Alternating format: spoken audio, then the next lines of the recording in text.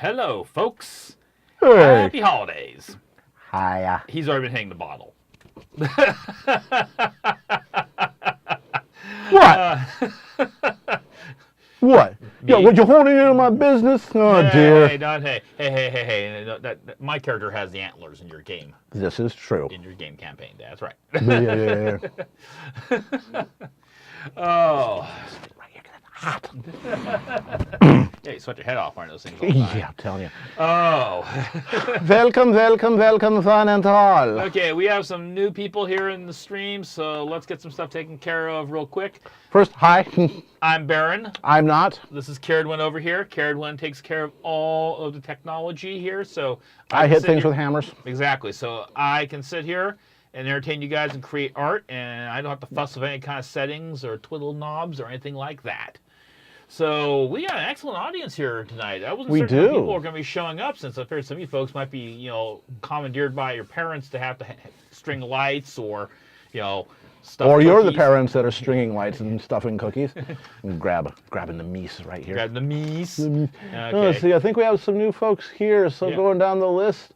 Let's see. Number 35, I think, is new. Number 35. Hello. Let's see who else we got that is new and wonderful. Stuart Wolf. I think we've seen the real Mimir before. Yeah, I think Armor Wing has been here before, but it's been a while since, so welcome back. Right. Von Ark. Von Ark, have you been here before? I think Von Ark's been here. Excellent. Yeah, excellent. Von Ark's here. Well, let's say welcome to all the folks who are new, and welcome back to all the folks who aren't. Yeah. So, hey, Sonny. Indeed, McClaw. Yeah. All right. So, so yeah, we have a bit of a special show tonight. In addition to the usual shenanigans, we're going to be doing, or he's going to be doing, a thing. Right. Every year, say right about this time on these shows, for about 3-4 years now, Baron has been doing charity drives for Second Harvest Food Bank, one of the best food charities in the world as far as efficiency and transparency and all the good things you want to see in a nonprofit. And we're going to be doing a little thing here where every hour we take, on the half hour, we take a 5-minute break. During that time, I'm going to go to a certain web page, which you can see in the blah blah below. And everybody who has donated at least $3 goes into a drawing for a drawing. And then the next hour, whoever wins that drawing, you must be present to win, because Baron needs to ask you what you want. And you must be, so you must be conscious and upright. So if you guys are already hitting the eggnog or the punch or the Vossel or something like that, dial it back for the next few hours. Exactly, or at least a little bit. A little bit. Right, and then Baron will draw for you for the next hour. And then, if you want that piece, make arrangements with me. You have to pay for shipping. I'll ship it to you. Or if you just want me to do like a 600 DPI scan, I can put it up, give you a Dropbox link, and you can download and print out, whichever works for you. For you, Agni. Yes. The big friggin' D20. Right. Yeah. Although actually it's a countdown thing, because all the big numbers on one side, all the little numbers on the other. Anyway, so one of the first things that we want to do, though, speaking of laying off the eggnog, we're going to lay on something else here. I'm not driving. That's my designated driver. Hey, Rebel, glad you could join us. Howdy.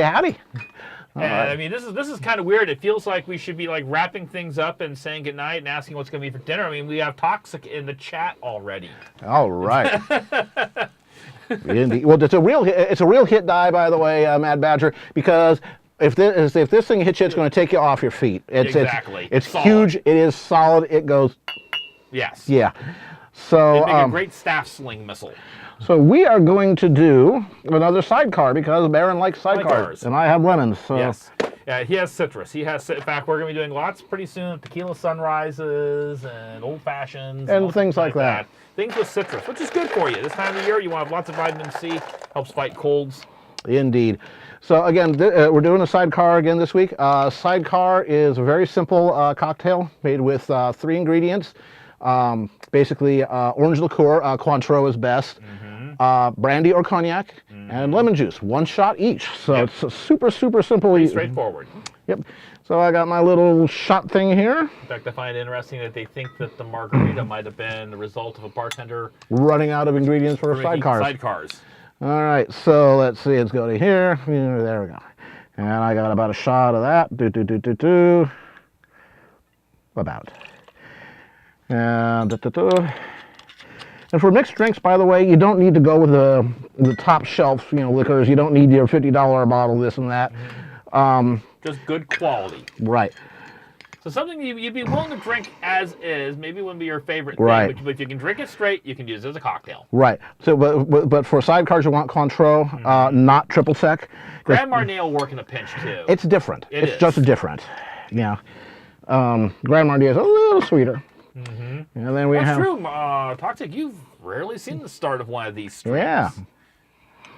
So 1, 2, 3. These were a lemon just about an hour ago. Fresh squeezed is best squeezed. All right, so you grab that. You grab that. There are many wonderful things from France with love. Yep. And then we shake the hell out of it. Now you notice that it's starting to get a little bit frosty here on the side there. That means it's just about ready. Yeah, well, basically it gets cold enough you want to drop it. Right. Now sidecars, instead, you notice that the rim on this thing, that sugar crystal's not Salt. not salt. But you do it the same way. And you sort of split it like an egg. And I got one more thing to go. One more thing. I know, I'm just moving it out. Yeah. You're just in a hurry to get to the. Yeah. Actually, two I things know to what go. the good stuff is. Here we got. All right. Like these. See, these are the Luxardo maraschino cherries. The real things. Nothing like those super sweet things. Oh my God. Yeah, but these. ouch. You'll pay for these. They're worth it. Yep. So, oh, look at that goo. Oh no, what will we ever do? Goo. Oh no. Ah, Okay, and then the twist. yes. Let's see there. Waiting for the twist there. Yep. We just want to make sure Lid I don't. on. This is probably the stainiest thing in the history of everything. Machine gun cherries. Yeah, pretty much. And we just take some kind of citrus, little orange peel here, and then you put it low over and you just sort of It twist. actually squeezes some of the oils out of the skin, which float Right. on the surface. You won't see them. You see them up there? You want that in? Yes, please. Some people want it in, some people don't. Yep. Usually you bounce it on the edge so people can make up their own mind. That is the sidecar. It's is one of the classic cocktails. That's 20th century. yeah, indeed, early 20th century. Yep. That's post World War I, France. All right. So the reason that let's say that Baron needs all the axle grease for his brain is that it's because he has been making art type stuff. Now, someone actually did mention something in the stream. You can whisper if you want, but we are going to actually check the second half of the giving site to see who's put in what for donations and everything. Right. Yeah. So we've got I say in fact I'll give you a real sort of a sneak type preview here. Just got this little thing that goes with, let me see, where is it? Come on. Right. There, yeah, okay. There you go. Super sneak quick preview. So but we go through and we check that and everything like that. Right. In the meantime, you came here to see Baron's art. Well, here's what he's been up to. First of all, Yeah, by the way, Doka, you are correct. Whiskey sours, which I prefer to have egg white in it. It actually does make for a much more smoother drink. Anyway, back. same thing for Brandy Alexander's. True. On to artwork. To artwork. Let's go bing, like that, and let's get this out of the way right here. All right, so this is a happy character who apparently is like Rod Steiger because he has the jaw like this all the time. Yeah. He's just happy. Yeah, he never gets any actual on-camera time in the One Equestria Dreamscape posting, but Bramble was such an interesting individual that before I actually did the writing, I actually did some sketches of the character to get a better feel for what the character was like. And yeah, he's kind of like, this, like Slash from Guns N' Roses type individual, but less likable. It's all about the hat. Hey, Ari. Yeah, see, speaking about Smiley and all about the hat. Yes, this is a character I have actually put up some, we've actually had on the stream artwork for. Oh, those two are just so made for each other. Yeah, this is Heartbreaker, and you'll be learning more about her over time. I don't want to do many spoilers, but she's going to be reoccurring for a while in my Dreamscape. All right, so elsewhere in your Dreamscape, well, all this is actually vaguely related to. Yeah, Equestria has got a little problem at the moment, and Celestia and Luna are going to shut it down.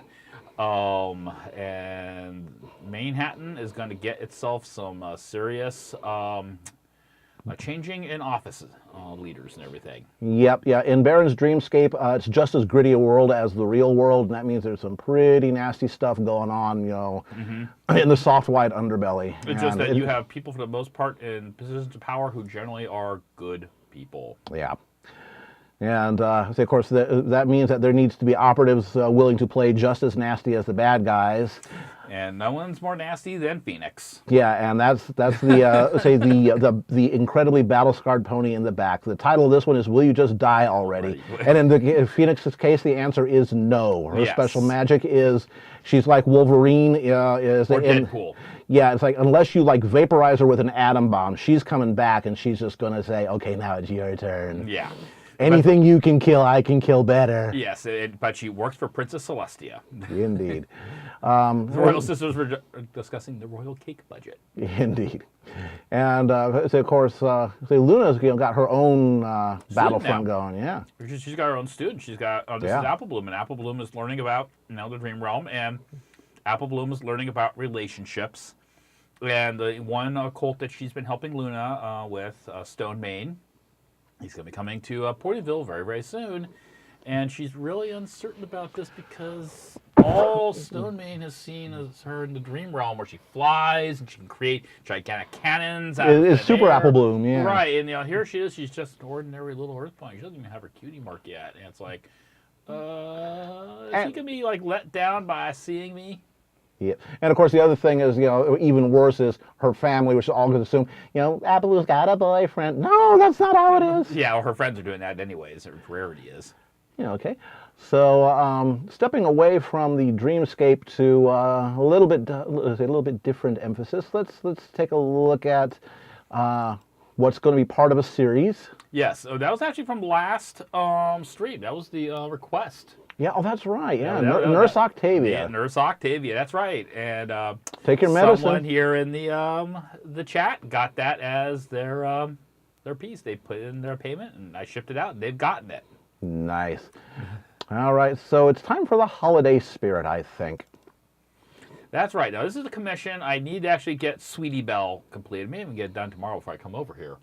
But it is basically the CMC in Christmas kind of themes. So we have Scootaloo as the Christmas angel. Mm-hmm.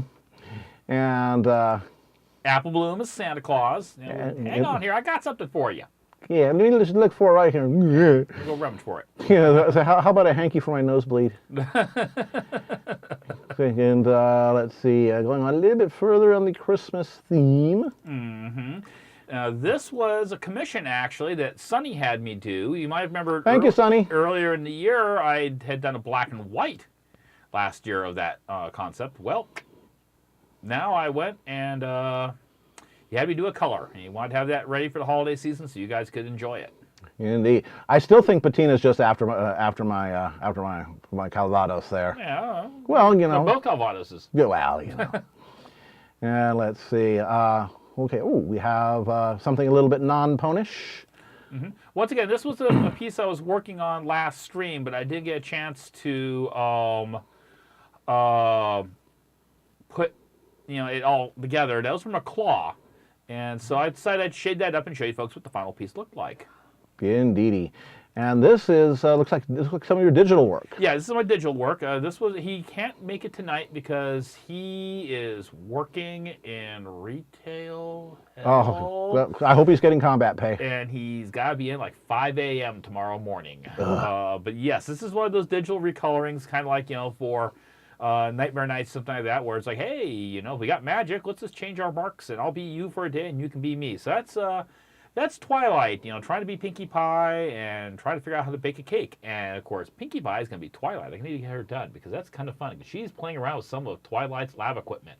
Oh, what could possibly go wrong with that? Well, this is something you actually started about this time last year and put the final touches on very recently. Mm-hmm. Yeah, if you folks have tuned into my my New Year's Eve stream last year, that was the piece I was working on.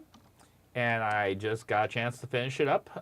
And that was once again Sunny won that one during the. All right. And oh, by the way, you hit a landmark this week. Yes, I did.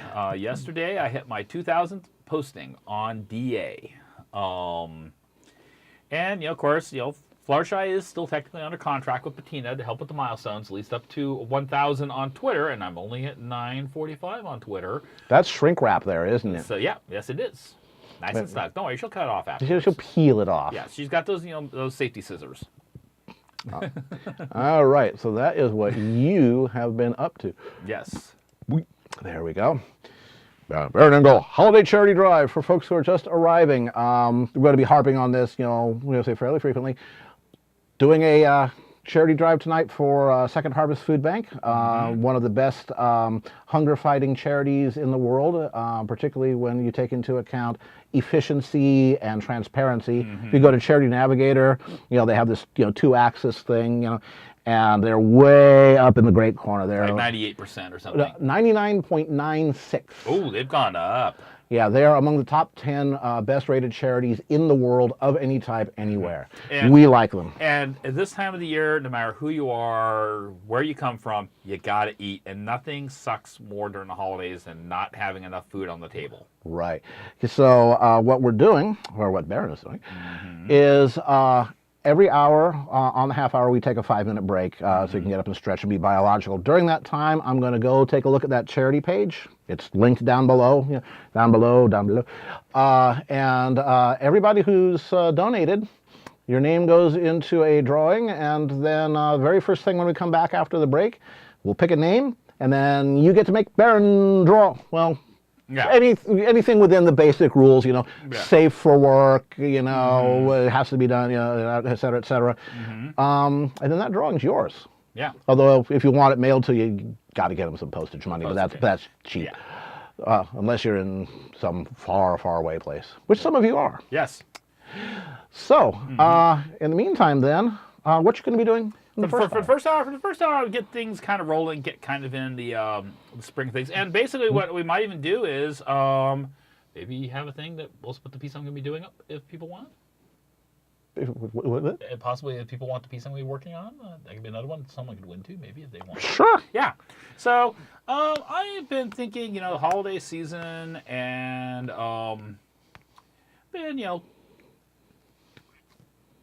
Lug. Scooby-Doo. Scooby-Dee. Yeah. So, I got an idea for what I want to do here. What do you want to do? Well, you're an excellent person, Chal. Yeah. Yes. All right, let's switch over to the... flip the camera around that, so it's lower to me. Closer to me, that's better. Change my glasses. So you guys can't yell at me.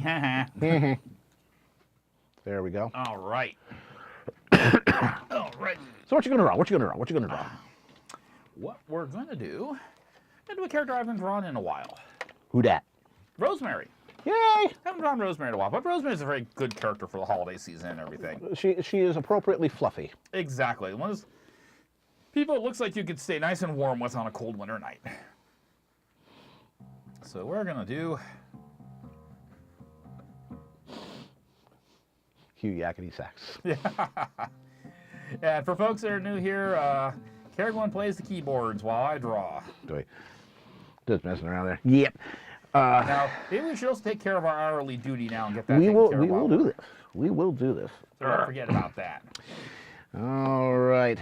Reaching over here, and I'm going to grab this little mouse right here. Squeak! And I'm going to click on... Where did I put that? I put that over here. So I'm going to do that, and I'm going to do that. The reason is that University Art has sponsored Baron's show here, and we want to say thank you to them. University Art is a high-end art supplies and framing store in Redwood City, California, and San Jose and Sacramento. They have some very, very talented and very patient sales staff that are not on commission, so they will help you get the right materials, not the most expensive materials. Their framing shop does museum quality, archival quality work. Again, your art will look great 100 years from now, even if you don't. I get all my framing done there, particularly all the Baron stuff. They have seminars. They have demonstrations. They have They have a holiday sale going on. a holiday sale. tomorrow. Yes. They have all kinds of great stuff, and they will occasionally actually loan us a couple of their employees because all of their employees are themselves artists. And they've been on the show. Jaya King and Jeff Braunschreiber are both either current or former UA employees, as Baron himself was there for 20 years. So we want to say thank you to them for supporting Baron and helping make all this happen. Yep. And sometimes they lurk here, so we're going to say, hi, Jeff. Hi, Mike. We see you lurking. Ha. Oh, there'll be room. Yep. So, again, thank you to the University of Art. Great people. See, there's enough room for her hair. And still got like an eighth of an inch even here at the top. So, if you peel back the tape a little bit here, you got enough room here even to be able to put this thing like in a mat or something like that. Yeah, again, structural pompadour. Yes. That goes when you poke it there, stick it underneath a baseball cap. Agni, having met Harlan Ellison on more than one occasion, I'm not going to say, he's not, quote, nice. He is good-hearted, but he has absolutely no patience for BS in his life.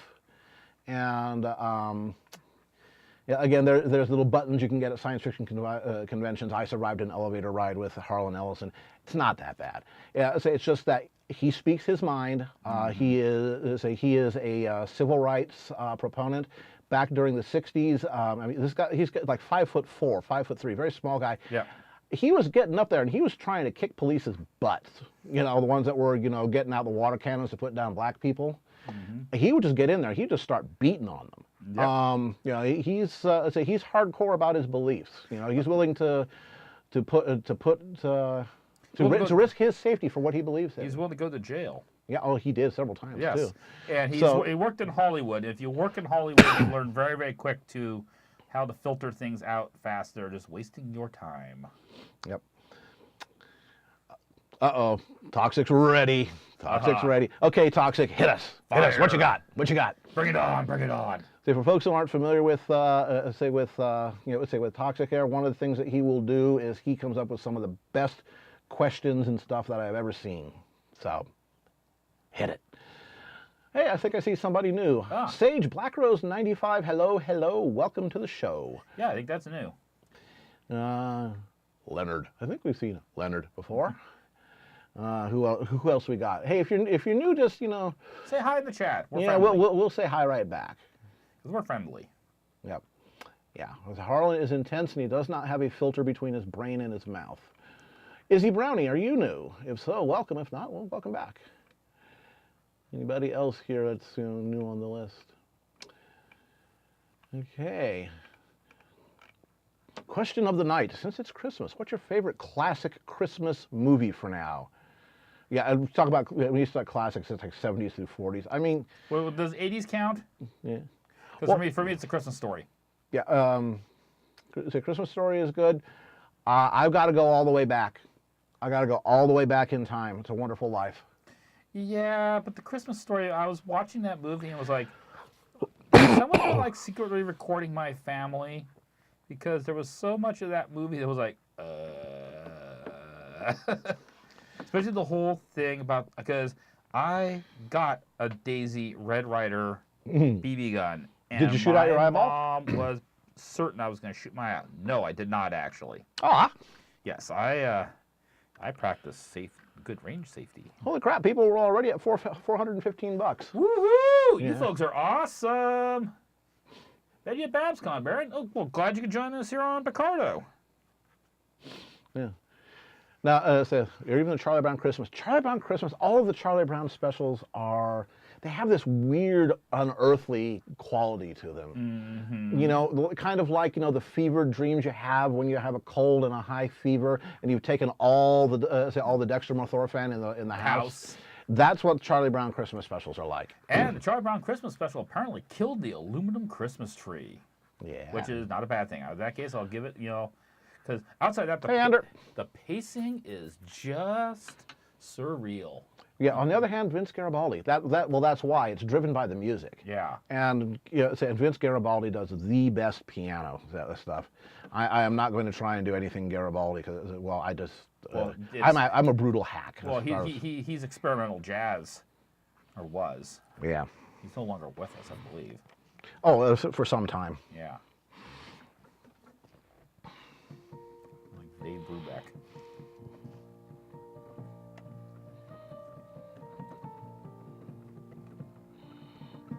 I don't know why I'm worrying about this neck. She's going to have a big old bow and ribbon around her.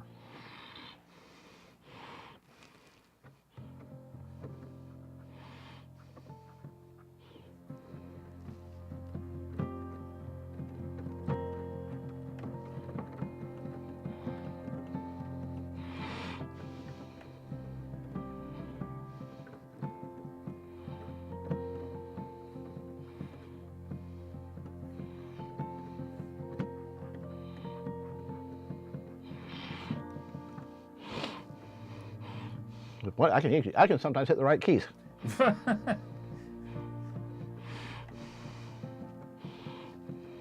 Yeah, Nightmare Before Christmas was good. Of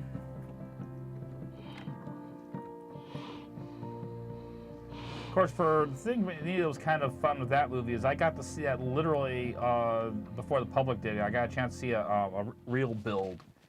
That's for you, monkey.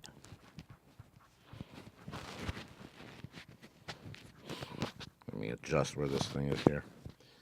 What you're probably hearing is the rattling in my throat here. I had a cold about a month ago, and that means that I am gasping and wheezing. And I'm watching it right now. For the next 2 months while I get rid of the bronchitis. And I'm trying to avoid getting it. Well, again, that's way past. Yeah. But this ASMR is just for you, monkey. Yeah. Just for you. Relax as you enjoy the sounds of my rattly, awful throat. Actually, what I'm going to do is I'm going to do myself something nice here. Because I have Dorda.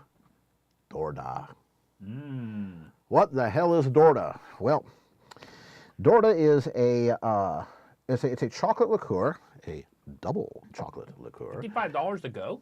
Yeah. Wow. Yeah. Well, I just might have to jump in and up the. Let's just see just how far we can take it. Mm-hmm.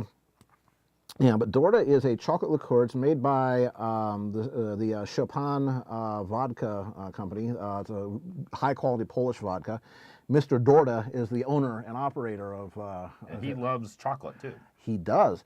So he makes this concoction. He used to make it for a gift for Christmas, for his friends, where he would melt high quality dark chocolate, then add just enough Dorda, just enough Chopin vodka to keep it liquid at room temperature. That's it. Mm-hmm. High quality dark chocolate, like 85% cocoa or 70. I think it's either 80 or 85% cocoa dark chocolate, and vodka, and that's it. You don't refrigerate it because it crystallizes. You shake the hell out of it. Now let me show you just how thick this is. Yeah, he's not kidding about it. You don't put it in the fridge. Even with that, sometimes when you pour it, nothing will come out, and you'll look, and there'll be like a rim of chocolate plug that's blocking the mouth of the bottle. Well, look how thick this goes. Gloop, gloop, gloop, gloop, gloop, gloop, gloop.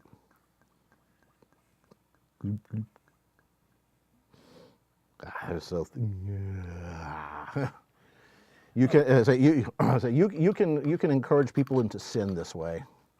Oh, glad. I hope it's running better for you now, Rebel. There we go. Oh, that's so good. That is so good. I miss this stuff. And you know what makes it even more awesome? I got Cointreau right here. I can put a little orange in it. Ooh. Oh boy, orange chocolate. Oh, yes. That's the bomb. Yeah, that is. Brian's pot of cream. Pot of creams, yeah. Chocolate pot of cream. He's doing those for tomorrow, by the way. Chocolate and orange pot of creams are like the bomb. Now he's doing those for dessert tomorrow. Oh. Pot of creams and possets. Oh. There we go. Is he doing the lemon? Yes. Yeah, And the prime rib. Yeah, we recently got a sous vide rig. That's that. Yeah, you're right. Toxic, thick. Yeah, I've had pea sludge thicker than that. Well, is it well, Red Wolf? You know what? If you can do with if the door's been sitting around for a while, particularly if it's cool, not again, don't refrigerate it. I mean, the stuff comes out as thick as motor oil. Tastes better too. Yeah. Don't put it in your car. Yep. And Mad Badger is promising you and Dusty some mead. Oh, okay. Yeah. Or Yeah, game. Mead is always good. We've got a really good Yeah. meadery here in the Bay Area. We need to get up to it at some point. Yeah, well, hell yeah, yeah. Red Branch, I think. Yeah. Red Branch. Yeah. Or is it Rabbit's Foot? I believe is the meadery, and Red Branch is the cidery. Same people. Mm-hmm. So, I was a lad. We had to eat gravel, and we were grateful. We went to school barefoot in the snow, both ways. uphill, both ways, beating off bears with our textbooks, and the bears were grateful. But they learned something because we'd be able to textbooks. I'm reminded more of Eric Schwartz's pick of Sheila Dixon in the same attire. Yes. Well, Sheila is classic. Hard ciders, meads, and bears. Hello, Copper. Hello, Copper. Let's see who we got. Let's see, just going down the list here. Who we got?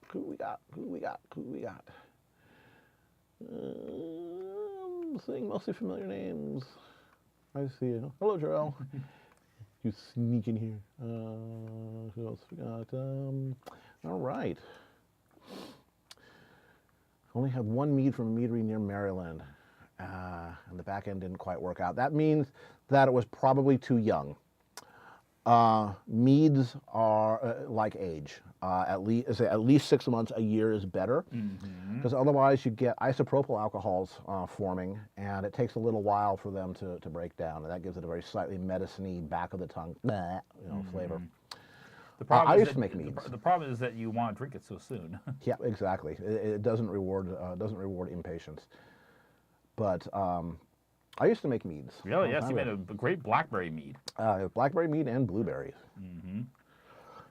Helping you try to clean the stain out of your apartment. Carpet. Toxic, yeah. Meadery is correct. Meadery is correct. And again, it's the oldest alcoholic beverage known to man. Goes back about 8,000 years that we know of. And of course, being made from honey, it's probably going to have a very excellent shelf life.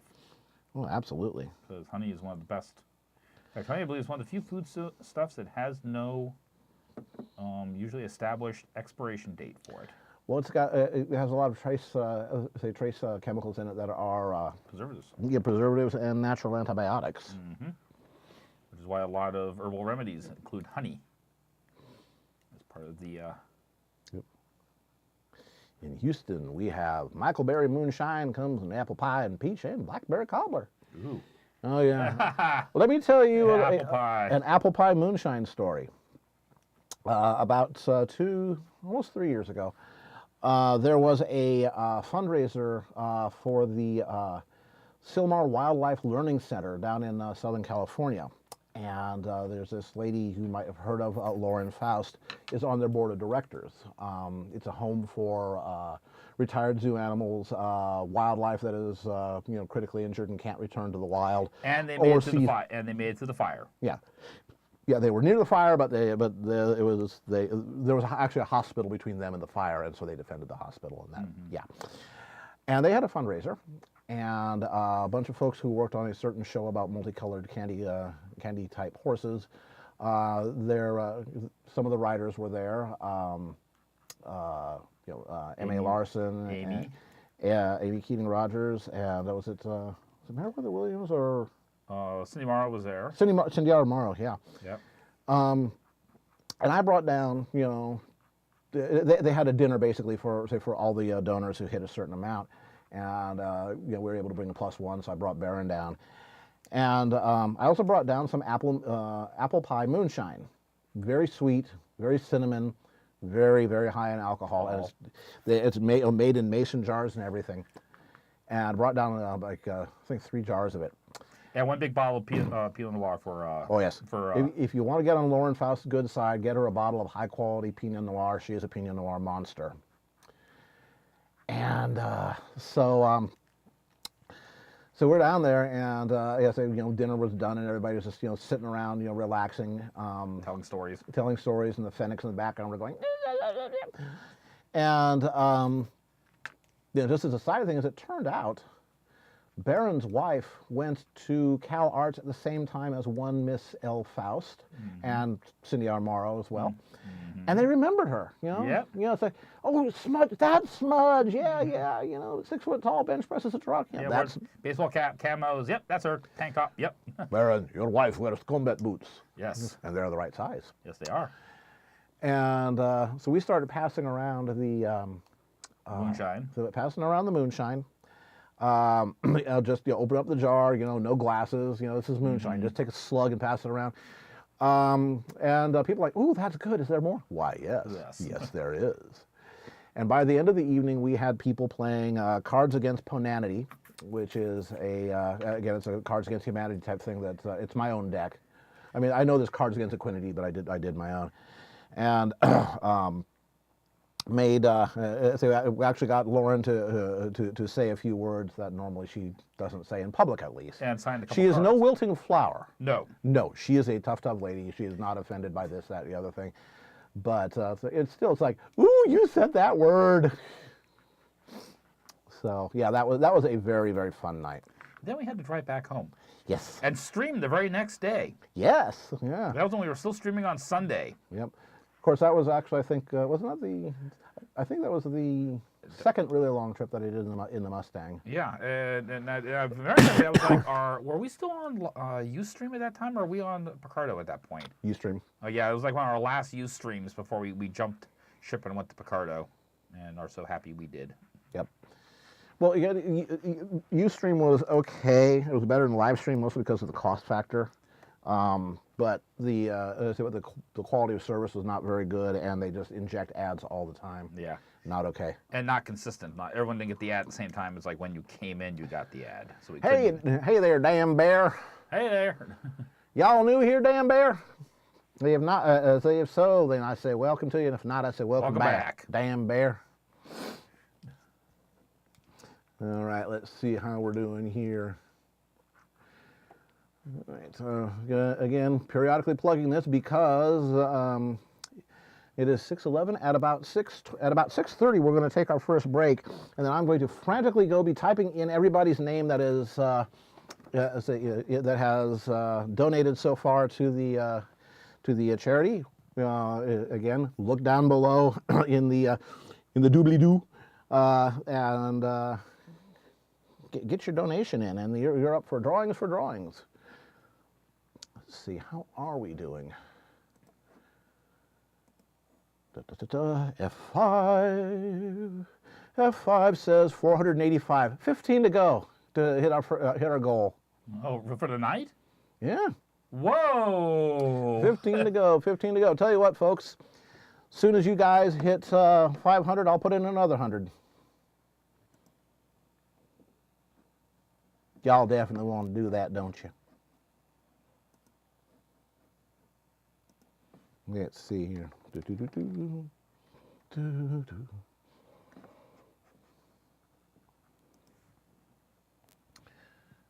Yeah, let's see. We have a goal net. Goal! Okay, fine.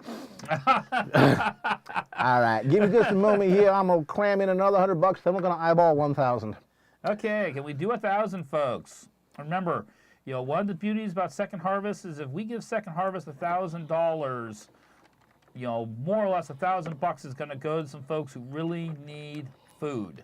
Yeah. Again, even in America, we have serious hunger, and it's almost always invisible, and it's never where you expect it. Even here in Silicon Valley, there are people who go to bed hungry, and that's not cool. Yeah. That is not cool. We can't abide that. And with Second Harvest, because of some of the things they can do with purchasing and everything, they can make $1,000 go so far. Yeah, they can do seriously good, nutritional, high quality, not just, macaroni and cheese meals for under 50 cents a piece. Yes. They make things happen for folks. So, thank you. Yeah, you folks rock. And if you're enjoying this, especially if you're new or anything like that, and you're enjoying this tonight, take a moment, tweet about this, put it up on your Facebook. Let's see if we can, because this isn't so much about me or Carried One tonight. This is about us trying to do some good for people out there who need help. So all the signal boosts we can get, the better. I'm trying to remember my credit card number from Brain. Yes, Frank, we are good. You are good people. There are some good folks out here. Hell One yeah. of the things that I really, when I first started, streaming, I really was uncertain because I had heard some horror stories from some other artists who had tried streaming and they'd had some real problems with, basically unruly individuals. And so I didn't know what to expect, but, there's a great community that's sprung up around these Saturday night gatherings, and it really makes me proud. Come for the art, stay for the people. Yeah, you folks Excuse me. take the time out of your life, especially this time of year when you're awfully busy and you've got a lot of other obligations quite often pulling you in different directions. It's great you guys take the time There we go. to be here. Goal 500, raise 600. Woohoo! Yes.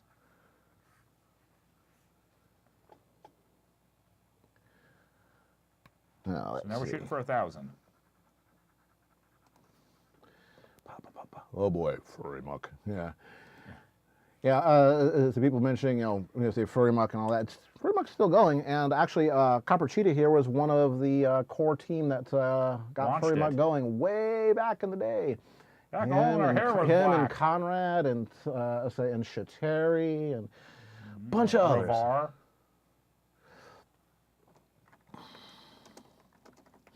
Yep. Yeah, I remember being over at your place the weekend that went live. Yep. Yeah. That was a while ago. Like I say, back when our hair was black. How's the D&D game going so far? Well, let's see. Roll to destroy players. Hey, Roll Squeaky to Beak, destroy are you players. Ha! Player destroyed. Hey, Squeaky Beak, you new? Oh, sorry, just look there. Yeah, no worries. No worries. Didn't mean to interrupt the GM. Don't take that out. No, Next gaming session. Yeah, bonk. Yeah. That's what I got this great big die here for, is player discipline. Yeah. So, let's see here. Anyway, D&D. Yeah. So the group was they started off in a little desert outpost called Caravanserai, and so they're out there. It's nighttime, and they've been told there's a sandstorm blowing up. And they start hearing above the wind is picking up, and off to the west the stars are getting blotted out as the wall of sandstorm is coming up, and then they start hearing things on the wind. Especially my character. You hear? Oh crap, gnolls, and that's when the arrows started flying, and there were a lot of gnolls. Yes. Quickly, go to the gates, Yeah, the gates were basically a double setup here with like a portcullis on the inside and solid doors on the outside. And one of the caravan leaders, there was 3 caravans that were there, says to the local priest, who was set up, this little 5th level priest, set up with a little shrine at Caravanserai. I say, if you open the door, my men will start shooting at the gnolls. And so the priest mysteriously does so. And then the guy turns around and stabs the priest in the back and rolls a natural 20. I roll my dice right in front of people, so bam, 20. Okay, he's dead. Dead priest. Because the thing is that he had cast a suggestion spell on the priest, and the priest had failed his save. And because the guy, turns out, was working with the guys outside. And so you have basically one of the caravans was turncoats, and they were they betrayed everybody and threw the gates wide open. The gnolls start pouring in. And the weather started getting rough. Yeah. Now, during this time, Dusty's character, he's playing a cat bard. Thatch. Thatch, yes, and another cat, a friend of ours, Roseanne. She's playing a feline rogue. They were both in chains. They were both. Yeah, we started off their characters. What's your possessions? Well, don't bother listing them. Your possessions are shackles and manacles and a chain and collar. But they managed to lift the keys and during the fighting managed to free themselves and the other slaves. But again, it's overwhelming numbers of gnolls. They start to fall back. Doug's character almost waited one round too many to fall back because he was about to get stranded. It's like, oh crap, that would have been, first adventure, kill a player. But everybody, they realized that once the gnolls were in the courtyard, everybody pulled back into the inn. They pulled up the trap door. Everybody in, go. It was a tunnel. But barricade the door. Yep. As they pulled it down, through the crossbar across there, and everybody's running down the this dimly lit tunnel. Half the civilians there are already dead. Half the slaves that tried to escape were already dead. The one caravan group just simply got wiped out in the the barracks. Yeah. So far we never saw him. Like, again, well, the slavers were not the betrayers. Nope. Were not the betrayers. Yeah, but they got pretty much killed off. Yeah. And so the tunnel has ended in a cave where a long time ago they stocked some supplies, some biscuits that are drier than an English sense of humor, and things like that. And so that's where we are right now. They've only got a few minutes before the gnolls break through that trapdoor or find this cave, so they're going to have some decisions to make. What do we do about the civilians? If we just fight, the civvies are going to get killed. But what about this cave? We don't know too much about it. Do we hunker down? Do we do we barricade? Do we run for it? But then there's that sandstorm that'll cover our tracks but probably kill us. What do we do? Do we split up and give cover for the civilians so they can get away, and then try to lure them away? Yeah, so that's where we stand in the campaign. And as I said, the dire dice of destiny lands on you both sixes down. And you've got about 9 more minutes. Yeah, I won't be able to get this fully shaded in or anything, but I'll be able to get this. Yeah, that's the downside of skunky types, is that you do need to do a lot of shading. But just to give people an idea what it's going to look like when it's all said and done. Indeed. Someday I'll be able to mob Baron in person.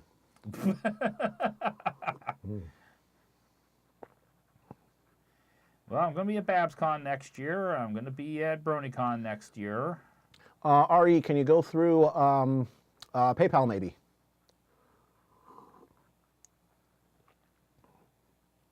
Yep. And again, if there's anybody who is who wants to purchase this drawing, because this is one of Baron's regular drawings. It's not one of the giveaways for tonight. There, let Baron know. Again, look in the look down in the commentary below the videos, and it has all kinds of contact methods.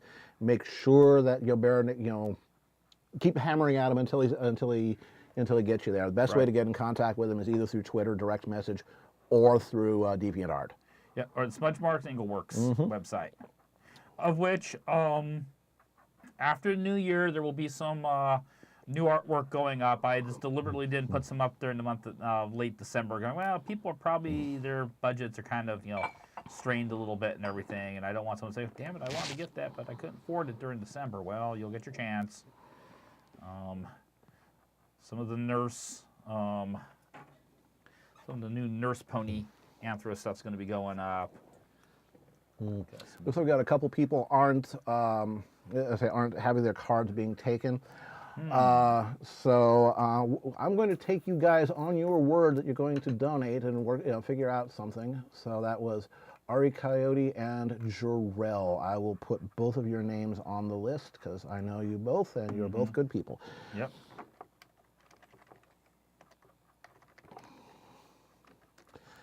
All right. Let's see. Rebel, good GMing there. Lots of players' options. So many dumb ways to die. Yes. Well, Jarrell, maybe go through PayPal. Yeah, try PayPal. Yeah, I think they take PayPal. Yeah, that's probably the best way to do it. Yeah, the first giving website has had a, see about PayPal. We'll figure it out. We'll figure it out.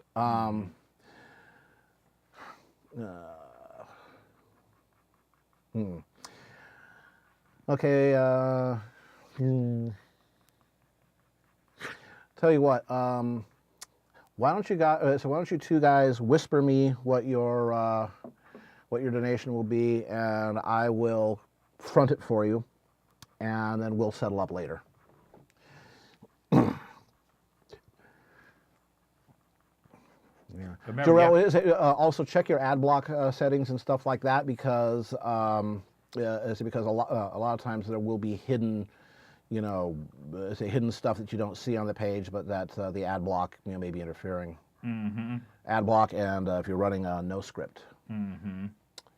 That's actually a very good point. If you've got either of those running, they can sometimes thwart you.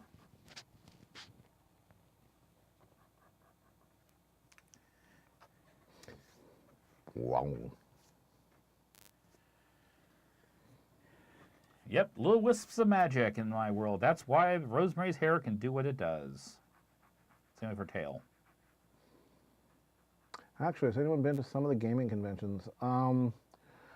I've been to Pacificon and DunderCon a couple of times. Not recently. Yeah.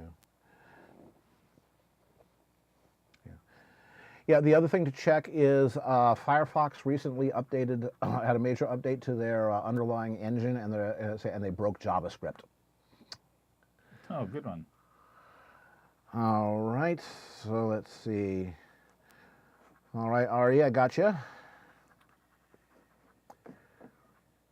So we'll figure it out a little bit later.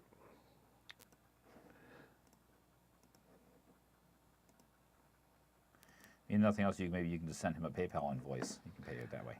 Yeah, well, again, we'll figure it out. Yeah.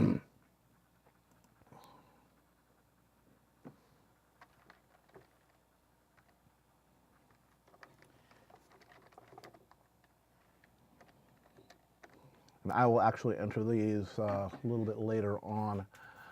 But yeah, try using a different browser than Firefox, because Firefox, they found is sometimes, at least since Firefox 57, has been problematic. Hey, Clear Skies, how's it going? Hey, how's the holiday party going? He was throwing a big party tonight. Mm. Yeah, I didn't. And we weren't invited. God damn it! Yeah, last time we had the issue was college football streams killing Picardo's servers. Yep.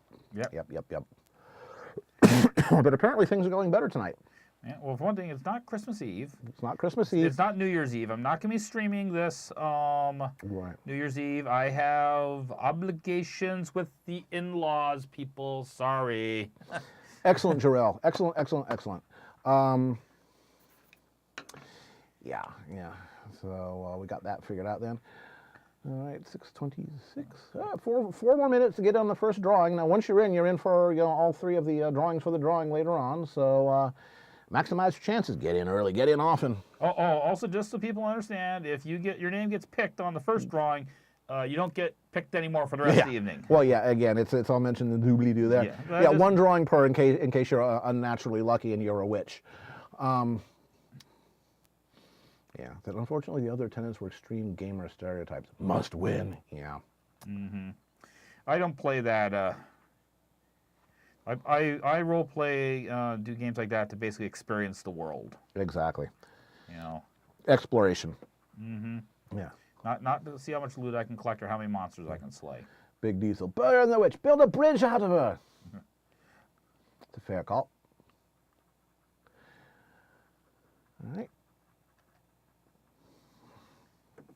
Oh boy, I'm gonna have to type real fast. There's so many. Hey, Ari Coyote got through, and Sonny, you got through, and Jarrell, you got through. Jarrell got through in a big way. Yeah, $75. Well, yeah. Where are we at? We are at $730. Holy crap, folks. People! You people are amazing. That is almost 1,500 meals. Yes. Think about that. 1,500. When you went to 1,500 high-quality meals. Yeah. When you went to school and everything like that. How big was your high school? How many people were in it? Everybody in the school fed, maybe for a day. So, must we burn the witch? Well, if it's either that or rub two witches together and see if sparks fly. Mm. Say that's how you get it started.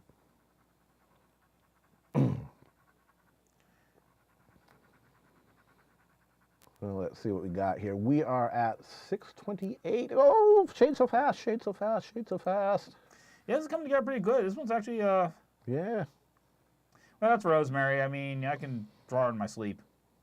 Literally, I do sometimes. Yeah. That's the secret white of the day.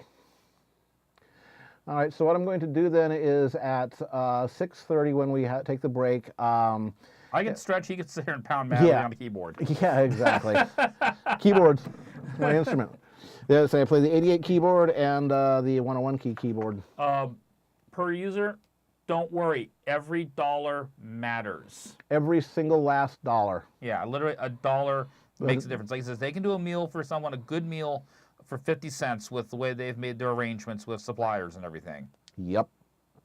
So you can feed 2 people with that $1. And we're doing $3 minimum. That's like 6 people. Yeah, there you go. Yeah, I don't know how big your family is, but Excuse me. how many folks are we going to have over tomorrow night?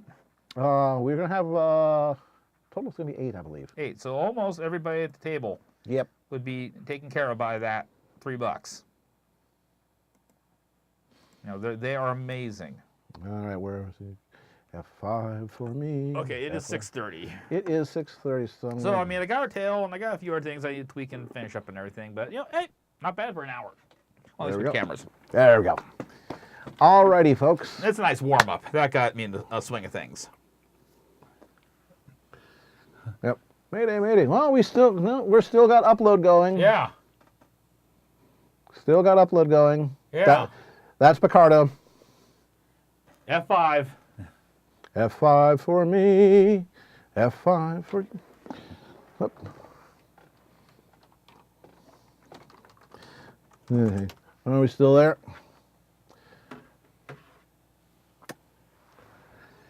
Yep.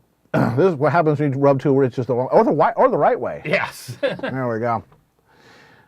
Okay. All right. Let's see.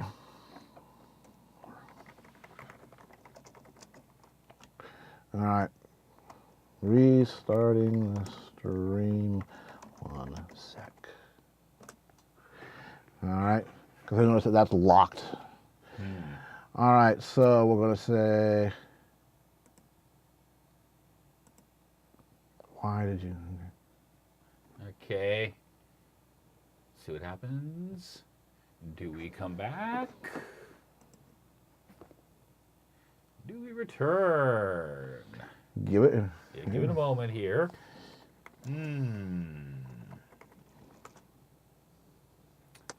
Okay. There we go.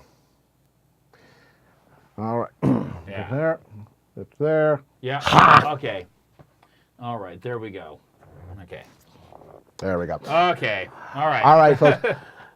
We're going to take a 5-minute break. I'm going to type like crazy. We'll see you then. Yeah. And again, if you win, and you're going to have him draw your OC, have a URL or something that you can paste into the chat so that we can get this guy a reference. Right. And just make sure it's safe for all ages. You know the drill, folks. Yeah, exactly. Okay. Exactly.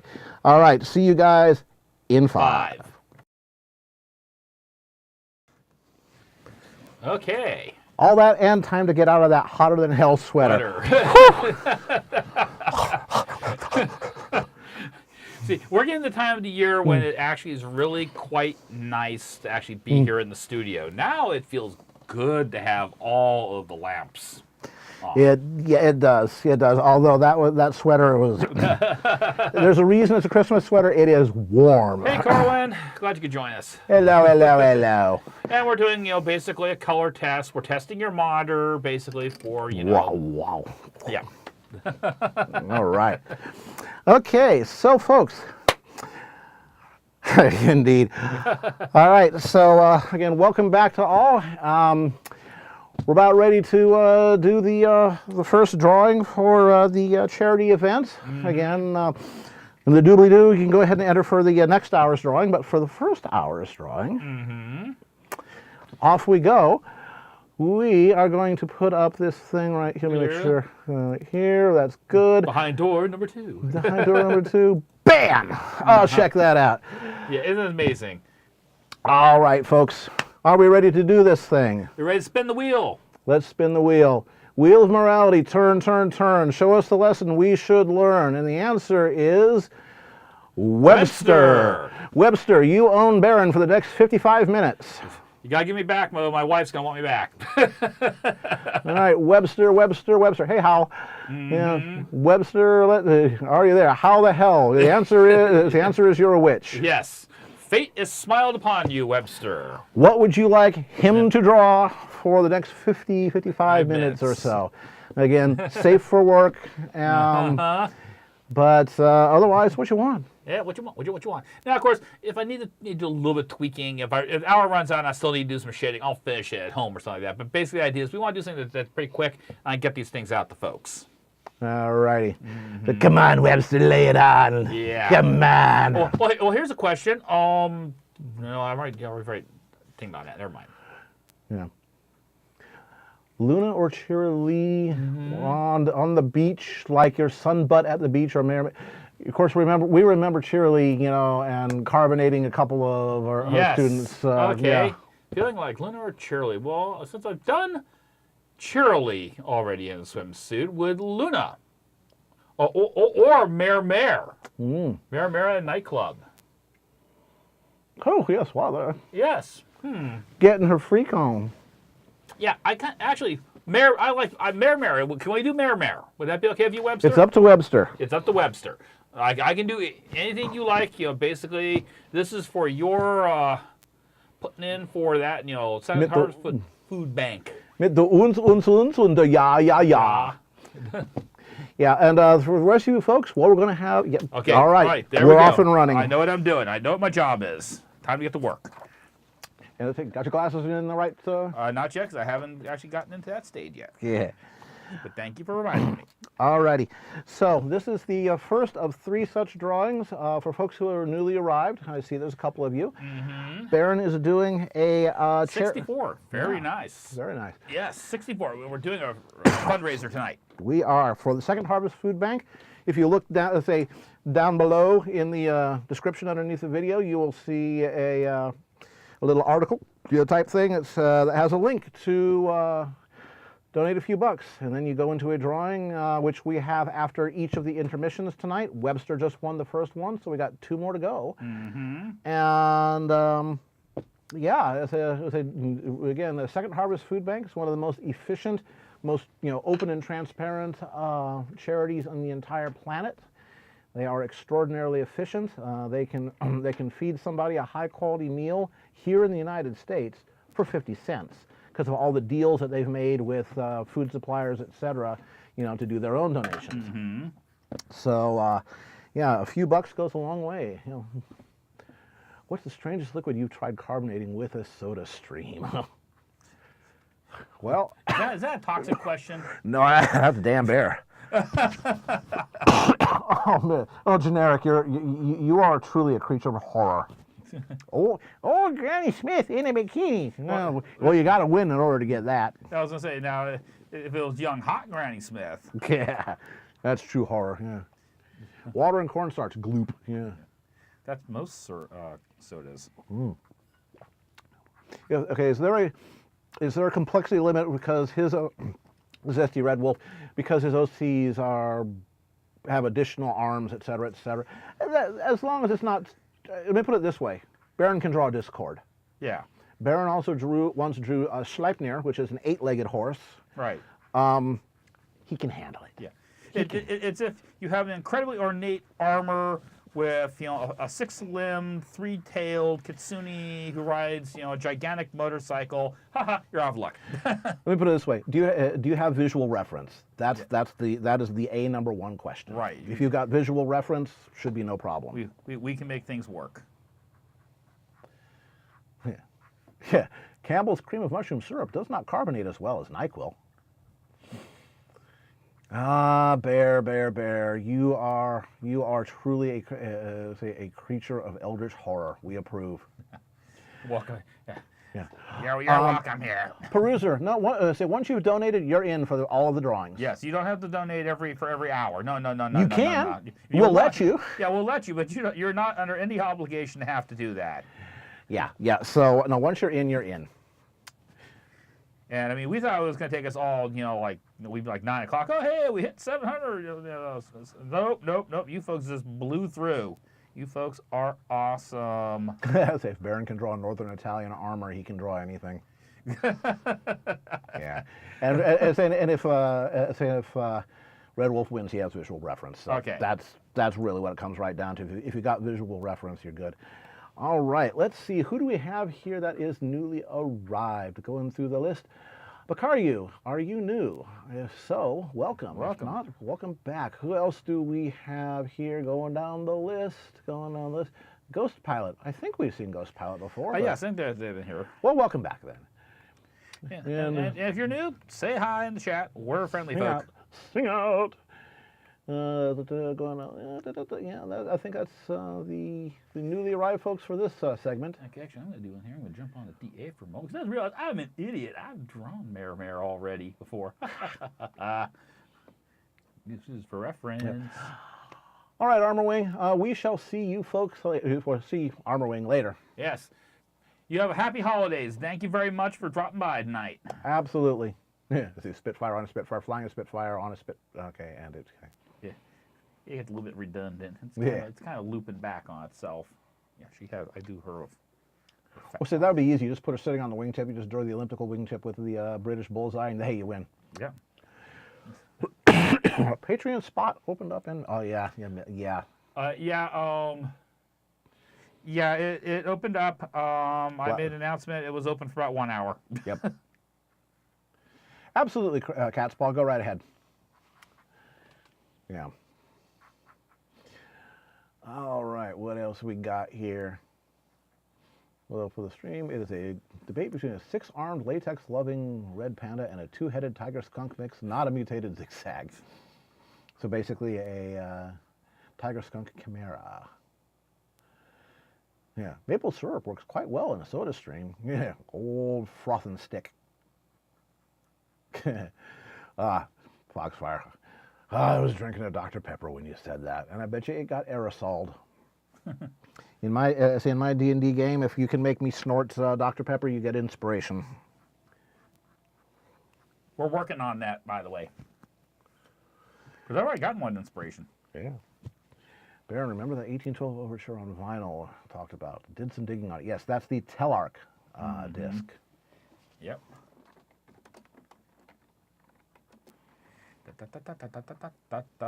Your speakers just died, boob. Yep. Since we're set for second hour, this literally was a debate at work. Pancakes or waffles? Blin! Yeah. I have a soft spot for waffles, but pancakes are just good all-purpose. Of course, your definition of pancake, it could be a crepe, too. Yeah. Well, regular pancakes, not so much. For me, although there's a recipe I picked up from the Life of Boris YouTube channel for his special birthday blin, which blin are Russian pancakes. And these are, oh my God, they're heavy. The condensed milk ones?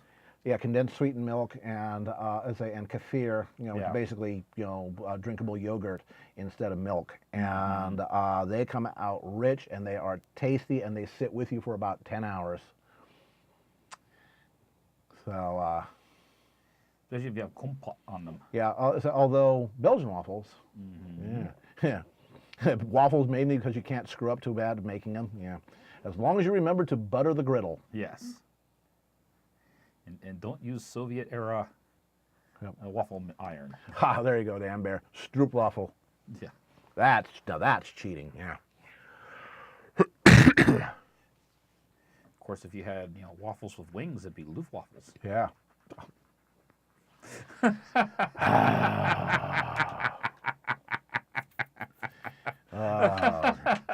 No inspiration for you. I thought Yo Play was the original drinkable yogurt. Well, yeah, that may be true. Yep.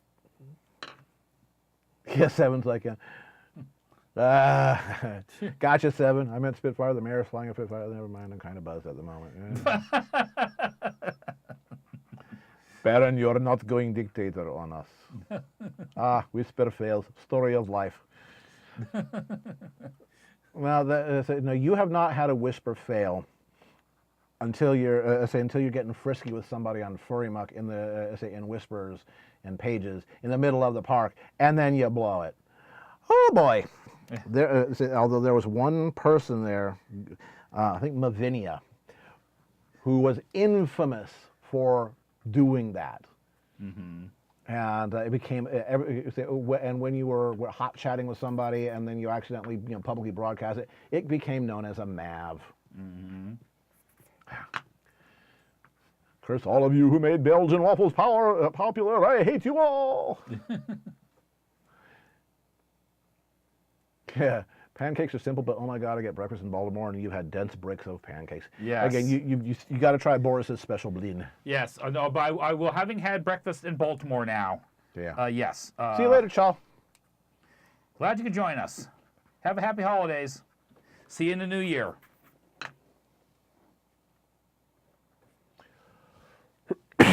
Excuse me.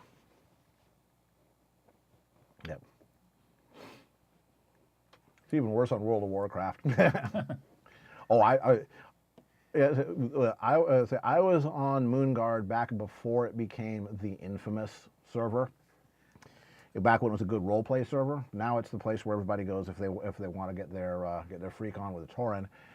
And I've seen some stuff. Yeah, time to subject Baron to some PDQ Bach. I love PDQ Bach. Now, PDQ Bach is great because you sometimes can't really appreciate something done well until you experience it done badly. It's like enjoying good food. You really can't appreciate how much effort people go and make good food until you've had that evening when, nope, all the nopes.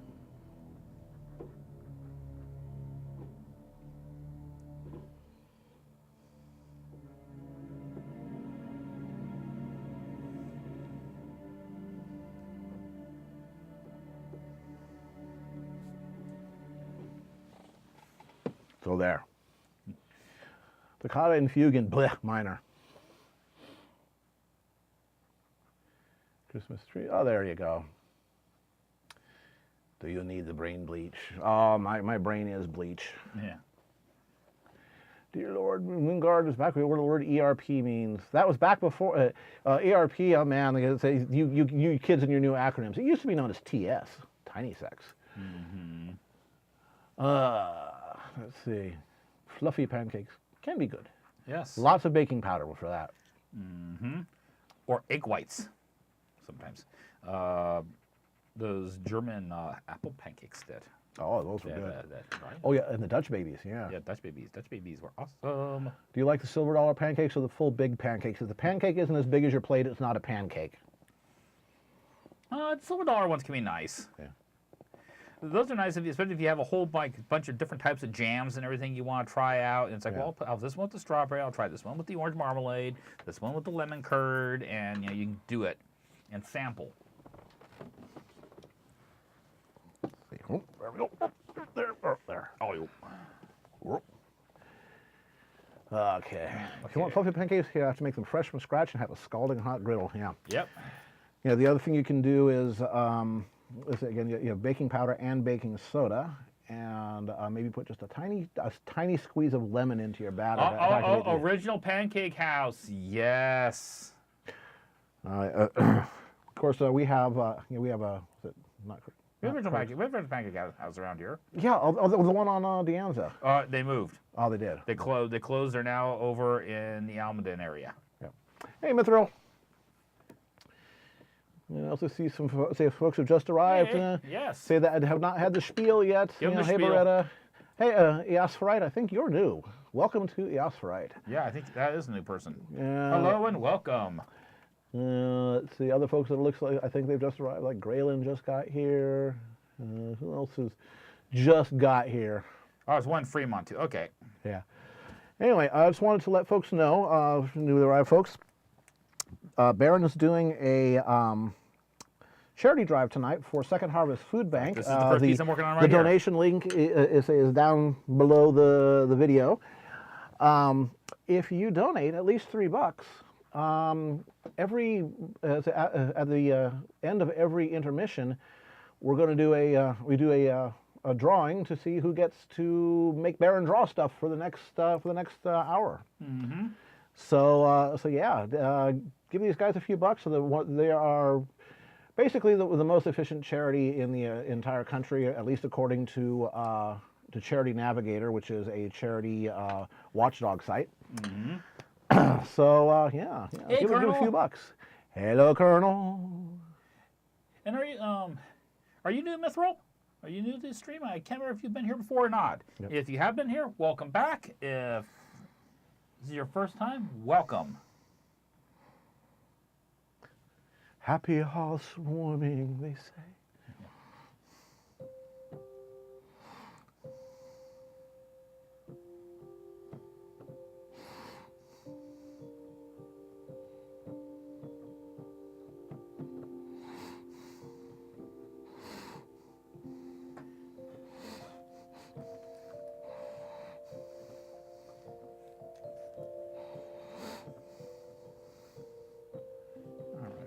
I need to learn that song. What is TS? Especially with Tiny Six, why would they have to? It's required. Yeah. Well, nah. It's just people, as they say, naughty things to each other. I verb you with my adjective noun. It's what gave rise to sexting. You know. I just noticed the cat ate the nub off of my tablet pen. That beats the dog ate my homework. Yeah. The cat ate my nub. That sounds like something. And like, that answers Prowess' question too. Yes. That. Yeah. It's like Ewok sex, but with Smurfs. That Yeah. sounds like the Yeah. cat eating the nib off my tablet pen sounds like something that Jaya's cockatoo would do. Yeah. Yeah. So let's not go too far down the ERPTS Yeah. rabbit hole here. We're at least pretending, okay? Yeah. Excuse me. Speaking of Pony, which is the best Christmas episode of the series? Oh, that'd have to be a heartwarming tale. Heartwarming Tale. Yeah. No question about it. There's some good ones there, but you can't beat Eldritch Horror Luna. That's right. Eldritch Horror is the head of a waifu. Yeah, that one I think is good enough to be a standalone. That you could introduce people to the show with. Okay, here's what their idea of a Christmas special is, and I think it stands up there with Charlie Brown Christmas and Frosty the Snowman. It's something that could be getting played again and again 10, 20, 30 years from now. It's got a lot more coherent plot than a Charlie Brown Christmas. I mean, the Charlie Brown Christmas is just like free association. Well, Charlie Brown Christmas is like a mixture of LSD and some really good downers. Yeah. It's basically ketamine. Yeah. Yeah. Yeah. Luna's singer is the best. That's Kazumi Evans. Yes. Kazumi is awesome. I see a cold wind coming through. To be a Christmas special, you have to say Christmas. Charlie Brown Christmas was the inspiration for Prozac. Yeah. Like I said, I found amusing. Okay, the holiday special then. The Christmas-ish season. The We're Not Dead Yet festival. That's what most of these festivals come down to. It's like, we still have food. We might make it. Yeah. Yeah, well, again, particularly in Northern Europe, which is where a lot of this comes from, that's like 55 degrees in farther north latitude. You don't get much sunlight. Yeah. And, so you got to do everything you can to keep people happy. Otherwise, you end up like going all Game of Thrones on each other. Yeah. In order to get the status and get replayed, it needs to be Christmas. Maybe. I mean, basically for me is if people, play it Hey, Sean. during the holiday season and they play it to help, here's good lessons, just life lessons, basically. Then yeah, Heartwarming Tale for me is an excellent Yep. example of one person's heavens and another person's hell. Yep. The Star Wars Christmas special. Oh no. On the first day of Commerce Day, my true love gave to me Astro tomato soup. It happened, George. Suck it up. Yeah. You did it. You done did do it. And everybody in that thing was baked. Jeez, yeah. That was. Oh boy, are you drinking Dorta? I'm drinking Dorta. Do I have a duty to do then? Fill me here. You take the glasses. I can't hold it. Okay. right when I say Okay. You want? Do you want Dorta or do you want? Or do you want? A Dorta, fine. Okay. Let me clean off the. Or I could leave the sugar rim. Oh, leave the sugar rim on. Yeah. Okay. Sure. Why not? Leave the sugar rim on. Would you like a cherry in it? Sure. Hell yes. Bloop. Chocolate cherry's awesome. People pay good money for that stuff. Oh yeah. Especially if they have to make bail. Are you going to stay? You're going to stay. Good. Let me know and I'll turn around and grab it. I'm going to be okay. There we go. Ah, yes, with machine gun cherries, as Mad Badger says. Okay.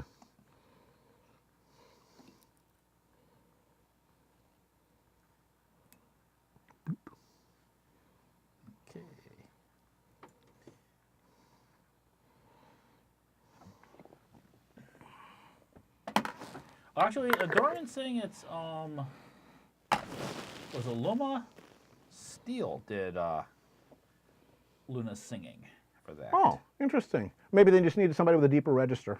Yeah, well, that's apparently what they did. These one darker. Yeah. Of course, the other thing is that it wasn't Stephen Andrews and it wasn't Stephen Andrews who's doing the orchestration for that one. Oh. It was, I think it's Danny Chen, I think it is, who is he's Daniel Ingram's Study? Padawan learner, and did a damn good job too. There. Drink, yeah, I know. Drinks on the keyboard. Yeah, but I got away with it. When there were 3 major on-the-air networks pre-TV recording devices, it was an annual event to see a once-a-year broadcast like The Wizard of Oz and the Charlie Brown, insert holiday special. Yep. But I remember when I worked at UA, I think it was Robert Golden back in the frame shop, who somehow or another got a copy of the Star Wars Christmas special on videotape. Apparently they actually, at some point, actually released them. And he had one still sealed in the plastic. And there was a certain amount of, I'm half tempted to break the plastic and watch this before the tape completely demagnetizes and I still have a VCR. But there's this fear that I'm releasing this horror upon the world. Here we go. We already got that and Song of the South. The movie that Disney will not admit to because let's just say there are racial stereotypes in it and leave it at that. That being said, there's still some good stuff in it. But, anyway, nothing else gives you zippity doo dah, zippity yay. Yeah. My oh my, what a wonderful day. Plenty of sunshine coming my way. This movie doesn't exist, so what did you say? The only time I ever watched a Star Wars Christmas stuff was when it was originally aired. That's because immediately afterwards, everybody disavowed it. Point to somebody that has DVD copies of the Star Wars special. Oh, scary. There's apparently a Spanish dub of the Star Wars holiday special. Oh, we inflicted that on other cultures? Yeah. Oh, sorry. Our bad. Whoever owns that has every right to start a new religion. There we go. Toph's like, I loves me some leggy Mayor Bear. Getting her freak on. Yeah, she is. I almost made, Black Griffin, break song, in the middle of one of his performances there, because he does the he does those little rave type things at the conventions, the midnight stuff there, and of course everybody's jumping up and down and put your hands up in the air like you just don't care, doing that whole bit. And there's this old going baldy guy, was in the front row going bouncy bouncy bouncy. I'm dying here. You're killing me, Black Ribbon. You're killing me. But I'm bouncing with all them damn young kids, and he's just looking at it. He goes, oh my God, look at him go. Thoroughly embarrassed myself. I don't care. Yeah, and I got some great ideas for Octavia dancing in her underwear at that concert at Eco. Yeah, hopefully not from watching me. No. Thank you. But yeah, he actually wrote back to me and said, "Oh my gosh, you got the idea of this from my concerts?" And yep, he says, "Wow." Yeah. Does this mean she likes my music? I said, "Get her enough drinks, and yeah, vinyl will get her drag her off to a club."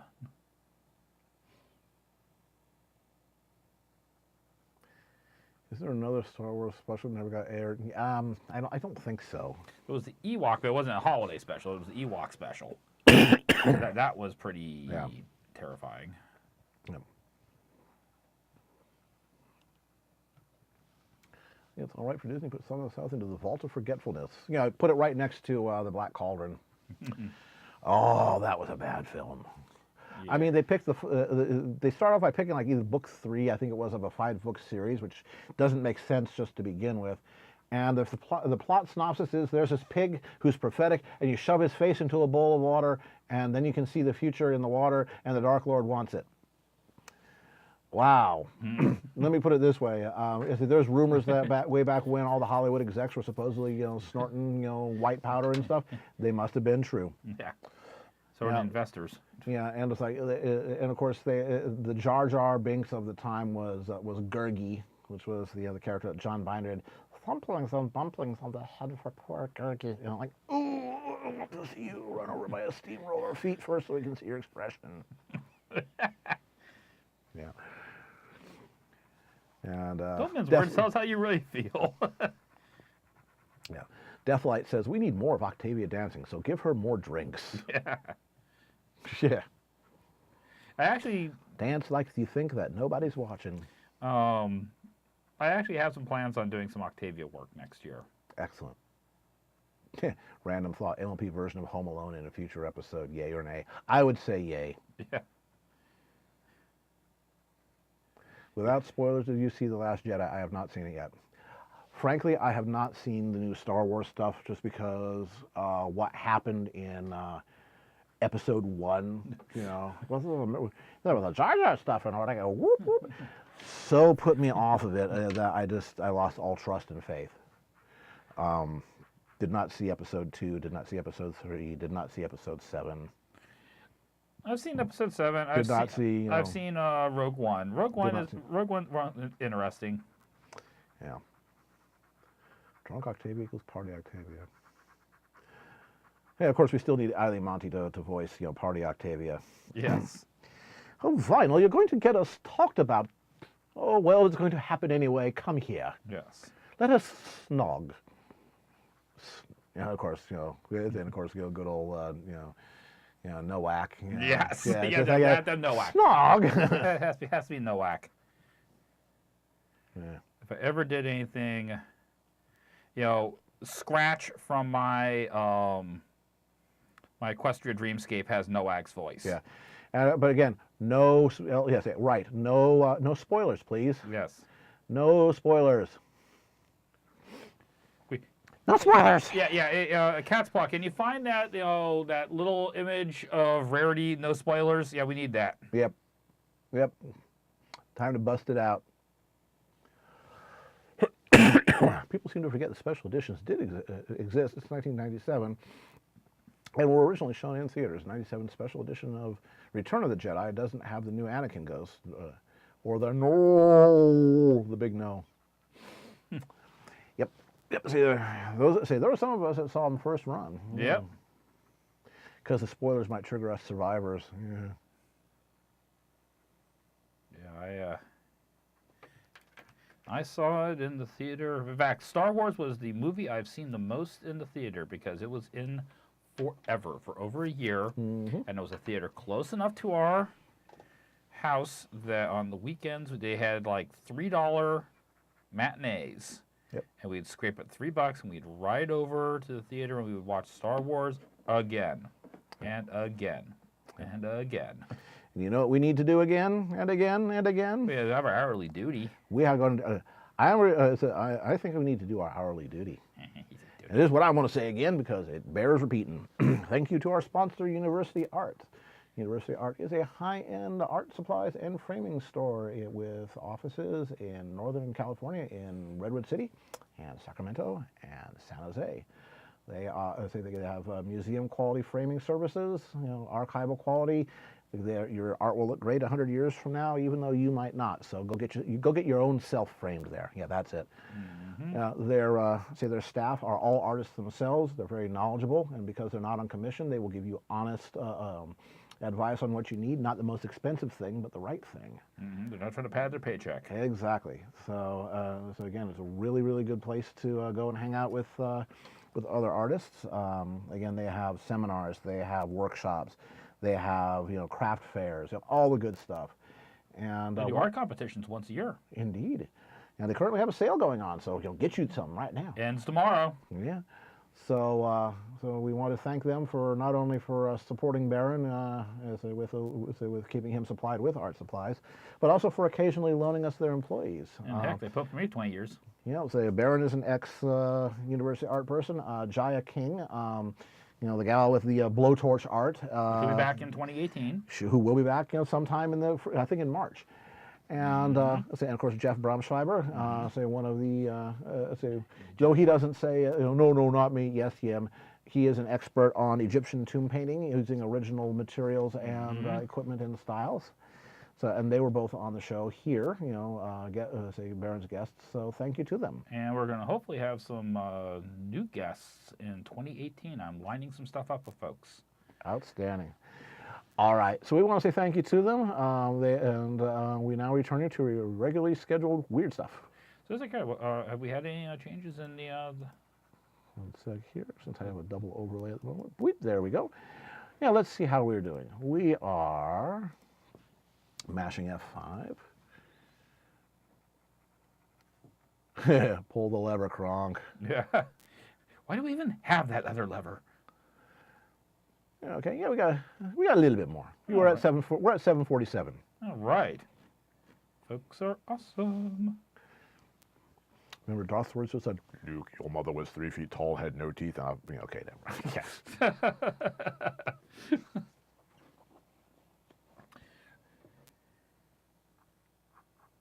And since it was kind of being mentioned back there, one of the things I will say about the original Star Wars movie is it was the thing that convinced me that I wanted to make a living at art. I wanted to do things like concept design.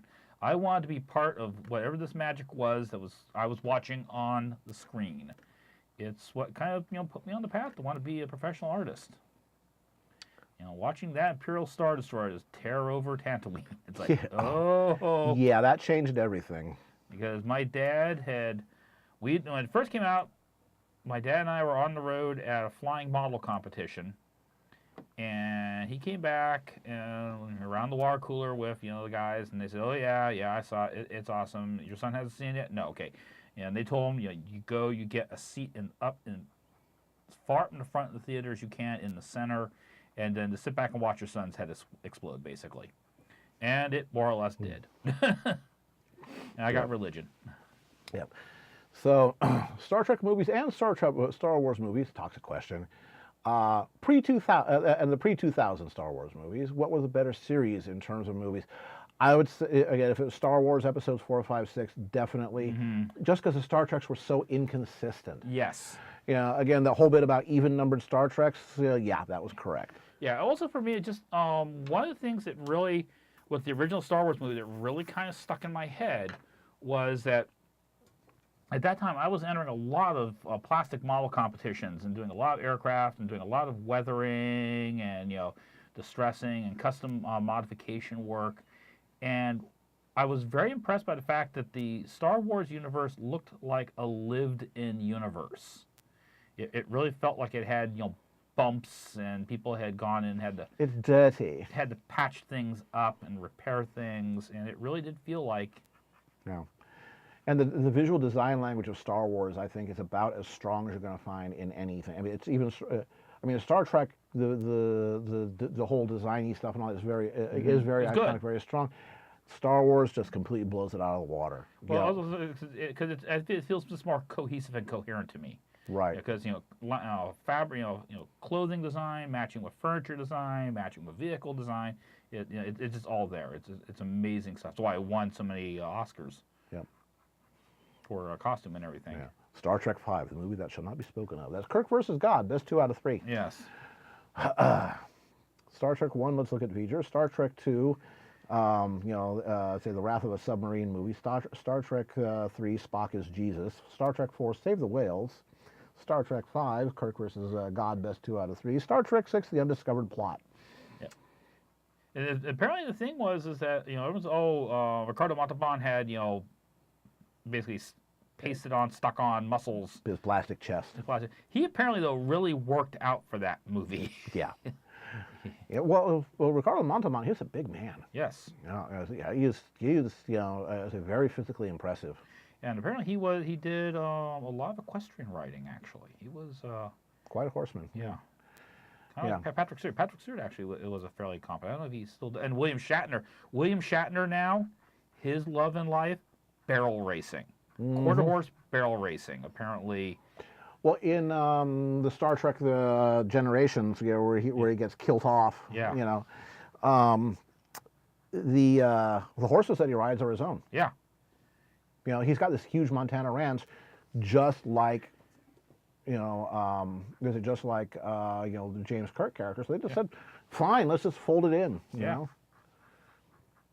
Yeah, they made a prosthetic chest for Montalban, and when he took his shirt off, they realized they didn't need it. Yeah. Yeah, he was ripped. Yeah. So what song is Mayor Mayor dancing to? Oh. Unta, unta, unta, unta, unta, unta, unta, unta. Last Friday night, she could be dancing to The Freak. Oh, Mr. No like this movie. Or is it Mr. No like this movie? Yeah. That was Brian Blessed. Was Boss Nass, and he did that whole thing, and apparently scattered they scattered spit all over the stage when he was recording the and they just said, oh, we got to do that. You watch your languages. Yeah. Oh, and everything R2D2 has said has been bleeped. Yes. Yeah. Yep.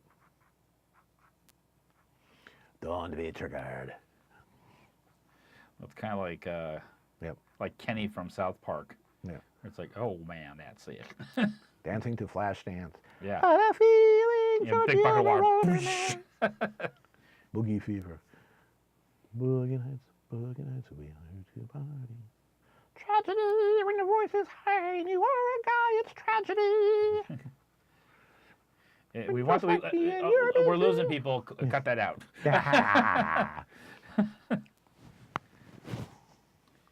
Oh, still got 15 minutes left. Okay. Flash. Yes, crasher of the internet. Brian Blessed still gets asked to quote, Gordon's alive. Yeah. Brian Blessed as Boss Nass. Yeah, he was the voice actor for it. Yeah.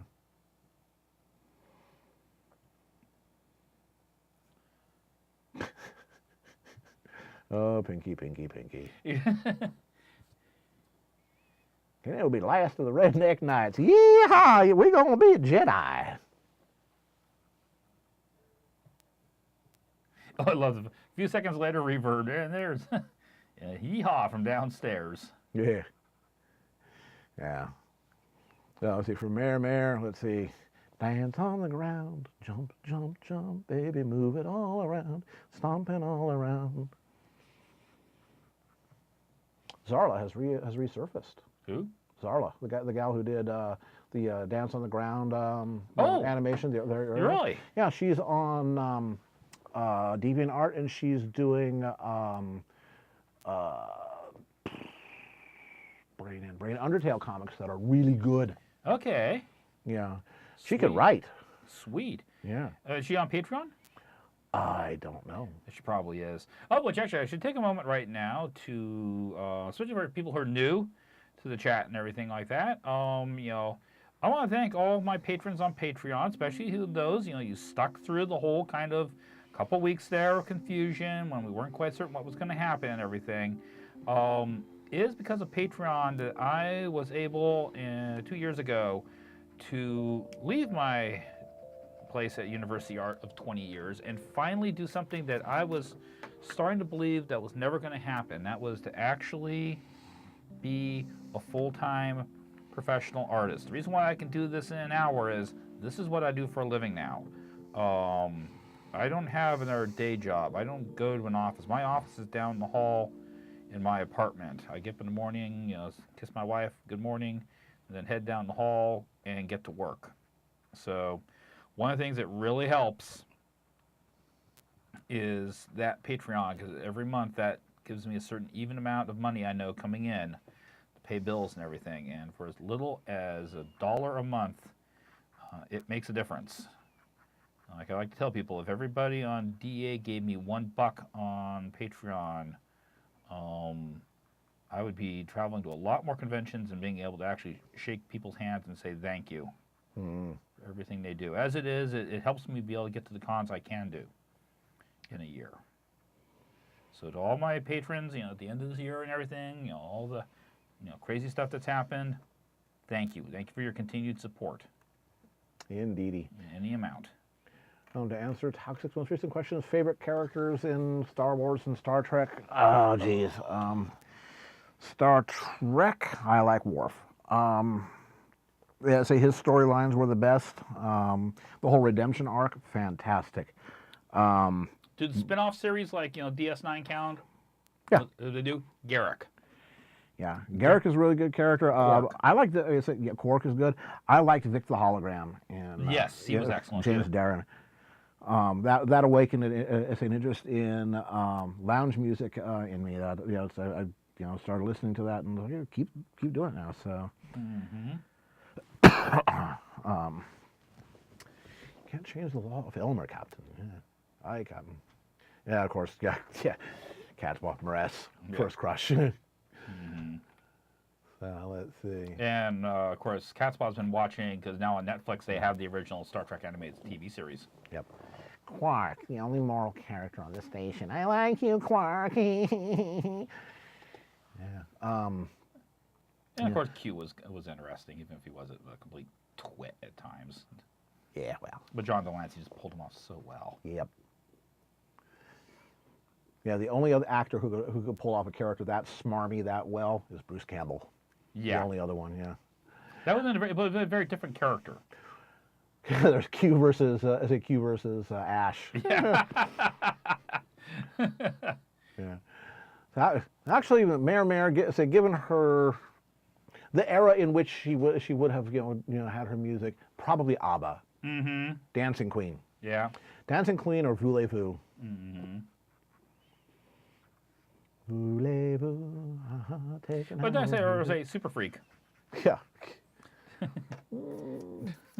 I think she's more ABBA. I think she is too, but I can just imagine, Yeah. Cabrera, my former boss, at work, he was, senior VP of product, had an almost full-blown Chitara fetish. Wow. Which we got to fess up to. So I went and got a Chitara bobblehead for him, one of the Funko Pops. I almost decided to epoxy it to his desk, but I decided I liked my job because I liked my boss. Instead, every time he left his laptop open, I would drop on a little script onto his laptop that would change his desktop to questionable Chitara pictures. He learned very quickly to lock his laptop when he stepped away. That's good. That's good behavior. Yes, because we're a security company. Mm-hmm. Yeah. Thundercats are loose. Why and all? I hate it when you use the sword. Snarf, snarf. I really go to Thundara again. Don't want to go to Chundera. It makes me sick. Barf, barf. Chunder cats. Hey, Travis, are you new? Yeah. If so, welcome. If not, then welcome back. And I want to take this moment here, since we have 5 minutes here, just to remind folks, we have a charity drive going tonight for Second Harvest Food Bank. If you look down below in the doobly-doo underneath, you will see a link that will take you to a first giving page. We don't touch the money, they do. Yeah. We handle none of the money. No. And and if you put in say at least $3, you go into a drawing for To get something like this. Yeah, exactly. Say this was a request from somebody who won the drawing Webster. last time. Yeah, Webster. This is Webster's drawing. So we're going to do that right after the intermission, which we have every hour on the half hour. So in about 5 minutes. So get your name in. You know. And so maybe Baron will, maybe we'll pick your name and Baron will draw for you. And consider this, folks. You know, if someone asked for a commission like this for me, this would be about $50 to $55. So for as low as $3. Yeah. Dang right. Yeah. Yep. Such a deal. So that's your deal.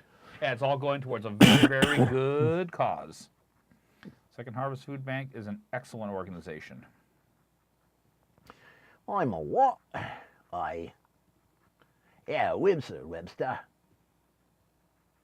Picard was a true bureaucrat. He was between lawful neutral and lawful good. I do like the Twitter. He started off as lawful neutral. He ended up as lawful good. Yes. Picard's management tips. Yeah. Because he occasionally has. The person puts up something like that. That's very zingers, good. yeah. Useful, especially for any kind of leadership position. Yep. Because his crew, his venturous side got the crew in more issues than Picard did. Yeah. Well, yeah, but that makes for good episodes. Mm-hmm. That's there. That's good. Yep. That's good. Let's just pop up the contrast along this line here. Well, people say I'm good at doing shiny vinyl and, Yep. spandex and, leather and whatnot. Yep. So, hey, might as well show my talent off. Yep. Yeah, Art Right. Coyote, Baldman, alt.sexy.captain.bald.bald. If you're old enough to remember that, you're old. Yeah. Isn't that people just hate Kirk these days? Well, again, Shatner was a product of his time, and for a while he was kind of a jerk. Mm-hmm. Though he has he has really come around. Oh yeah. To nowadays where he's just playing good people. I mean, still you don't want to try and engage him on Twitter if you're a smartass, because he'll give as good as he gets. Mm-hmm. Yeah.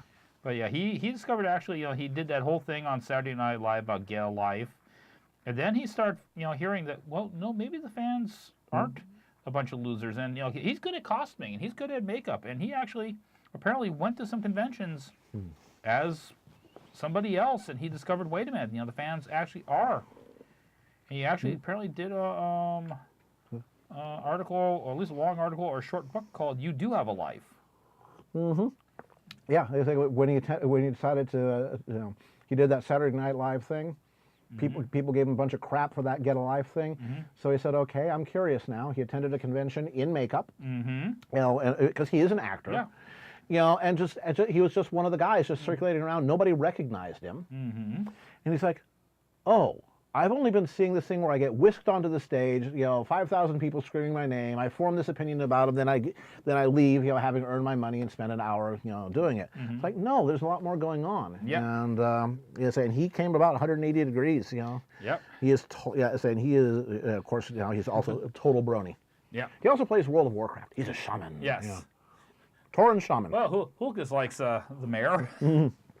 A bit. Does she have your vote in the next election? Yeah. 3 minutes. Yeah, I'm just getting this last bit of shading in here. Because there's some shadow right here, got a light coming through here, so I need to get some shadowing on her arm and shoulder from the head, because I've got it on the collar here, the shirt.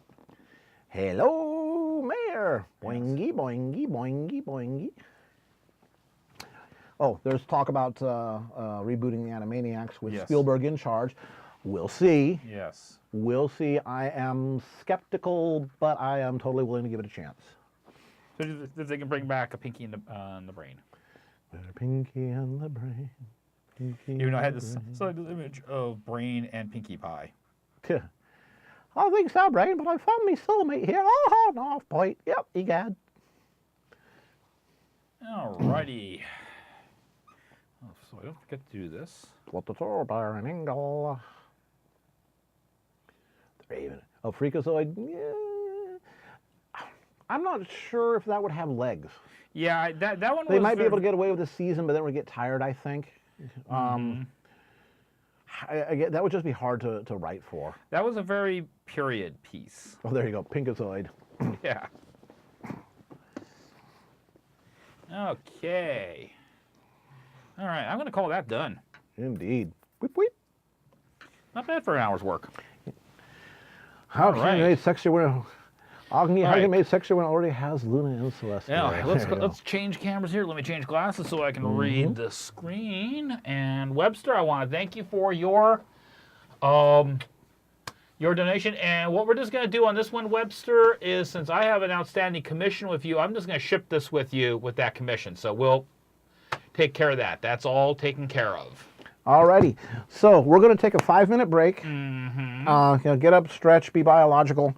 And when we come back, the very first thing we're going to do is we're going to Spin the wheel. Spin the wheel again. Say for everyone that's donated, and be ready because you have to be here to win and you have to be responsive. I mean, if we like, oh, come on, respond. Okay, we'll spin it again. Right. So be here in 5 minutes because somebody's going to get a free drawing. Yep. So, and if you still got time, but before we come back, put your money in if you haven't already donated. Alrighty. And everybody that already put their money in, you're still in. Yeah. Except Webster. Can only win once. Yes. Yeah. Yeah, Webster. Yeah. So, Congrats. see you guys in 5.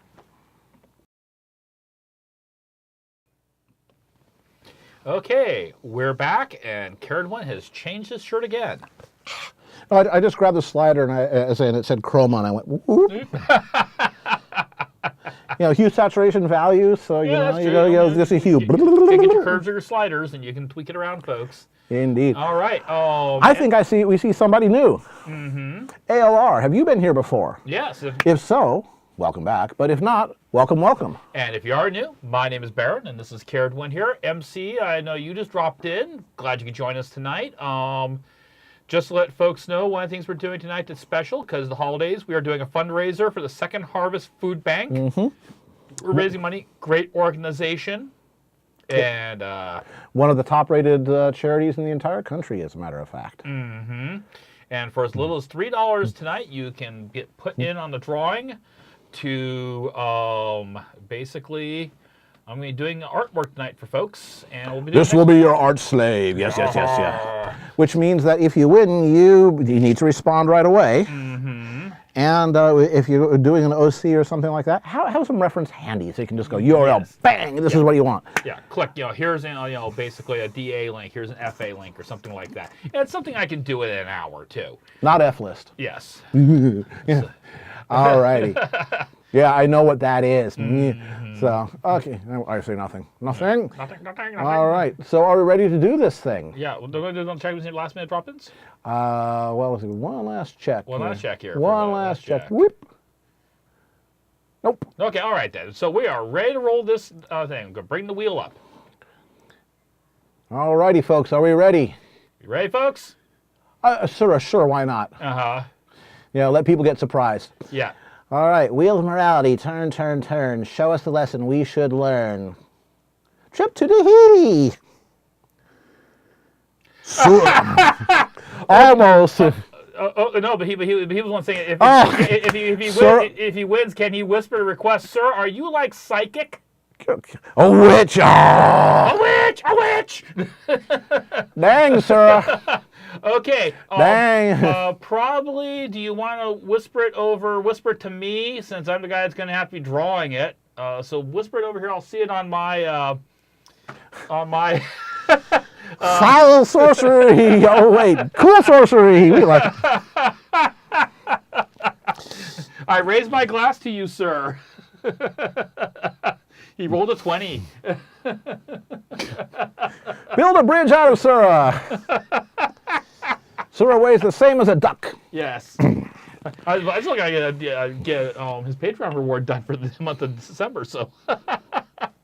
Oh man. Very small rock. Yeah, you were very close. Lay it on him. Okay, this character. Blah, blah, blah, blah, blah. Okay, can you send me a link? Thank you very much. Okay. Thank you very much. Thanks very much. Golf clothing, blah, blah, blah, arms crossed, scowling. Hang on a second. Actually, what I'm going to do is I'm going to do it on this. Probably better. Boop.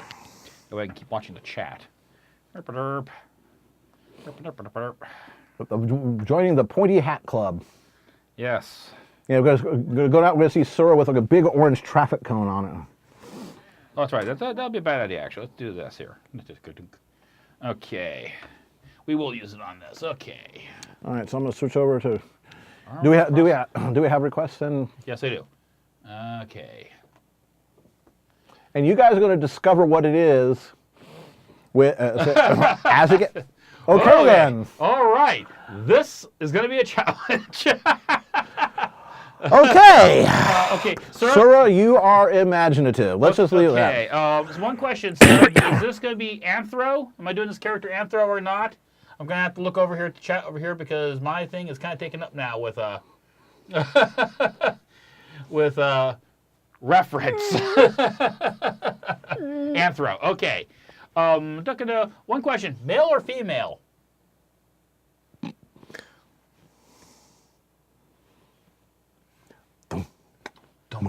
We wait for Sir.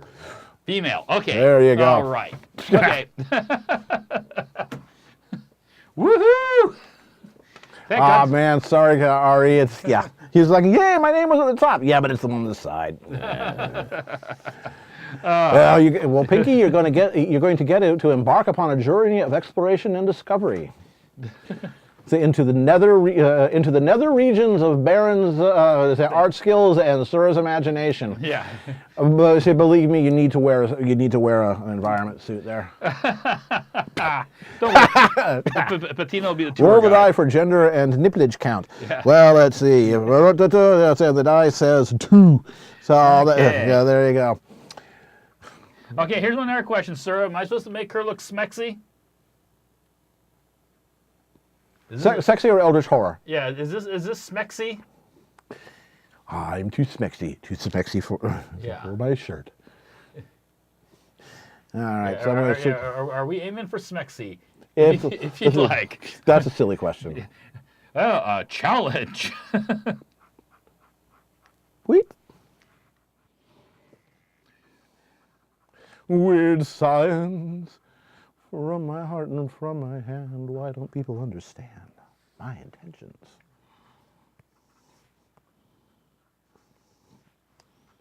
Okay, so I'm going to need to have room for the horns. And So there's a question back at you, say back for you, just for you, Toxic. Weird science, or she blinded me with science? What is your theme song? Weird science, or she blinded me with science. Da, da, da, da. You saw Thomas Dolby in concert a few years ago, didn't you? Yes, Cat's Paw and I went to see Thomas Dolby at a now defunct nightclub called the Little Fox. Little Fox is closed? It is, yeah. Oh. Yeah, they closed actually several years ago. It was a tiny little Yeah. music club. Great venue, though. You know, you could have 100 people in there if the fire marshal wasn't around. You paid off the fire marshal. Yeah, just tiny place. And Thomas Dolby came back from, it was his very first show after like a 10-year hiatus for live performance. His very first show back. And it was to 100 nerds, who had gotten wind of this and went up to Little Fox. Again, you could reach out and poke him. And Toxic is a weird science kind of guy. Okay. Cat's Paw and I went and saw that, and their balcony had like 3 tables.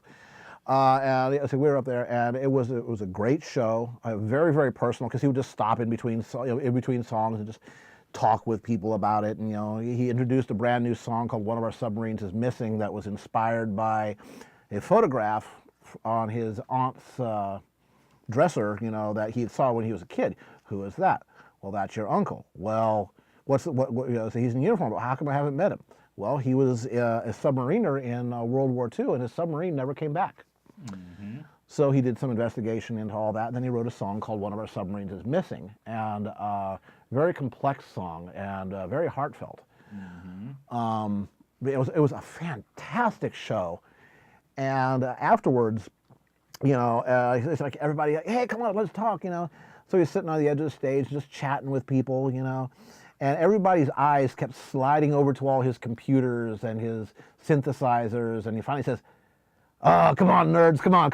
All right, okay. This is my virus workstation right here, which is it's a brand of a little synthesizer. Okay, and here's my Macs. I did all the programming myself, and of course everybody's just drooling over the gear. He is a total nerd, and he was with his people. Mm-hmm. It was fantastic.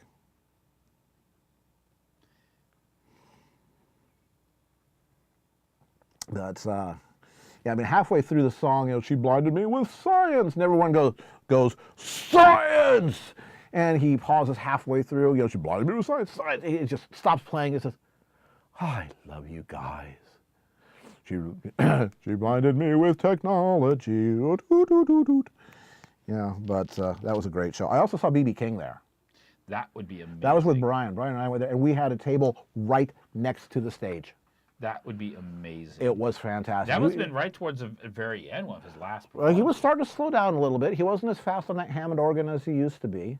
Had a really good supporting band. Yeah, but what he didn't have in speed, he made up with probably skill. He was a showman, and again, it's B.B. friggin' King. Mm-hmm. Again, you are in the presence of a legend. You know. By that point, he'd forgotten more about guitar playing than most people knew. And again, he still knew his keyboards too. Yeah. So yeah, it was great. Wait a minute. Speaking of music, Baron, Care, Stream, can you guys tell us a time when you were totally geeked out meeting a celebrity at a convention or just by chance and got to chat with them? I've got an answer to that. At Further Confusion, I think it was like Further Confusion number 4 or something like that. Back when it was still at the San Mateo Dunphy, known as the Dumpy Hotel. Mm-hmm. Okay, I'm normally not impressed by stardom. I'm really not. I mean, because I know these people, take off their pants one leg at a time, like we do. But I was up on a panel because I was talking about a comic book that I had done, writing for comics.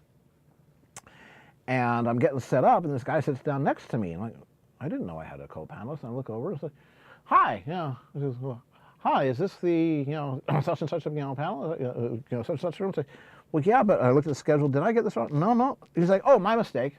It was David Brin." Uh-huh. Dr. David Brin. Yes. David Brin wrote wrote Star Tide Rising, Sundiver, The Uplift Wars. Again, this is he's won Hugo Awards and he's won Nebula Awards. He's one of the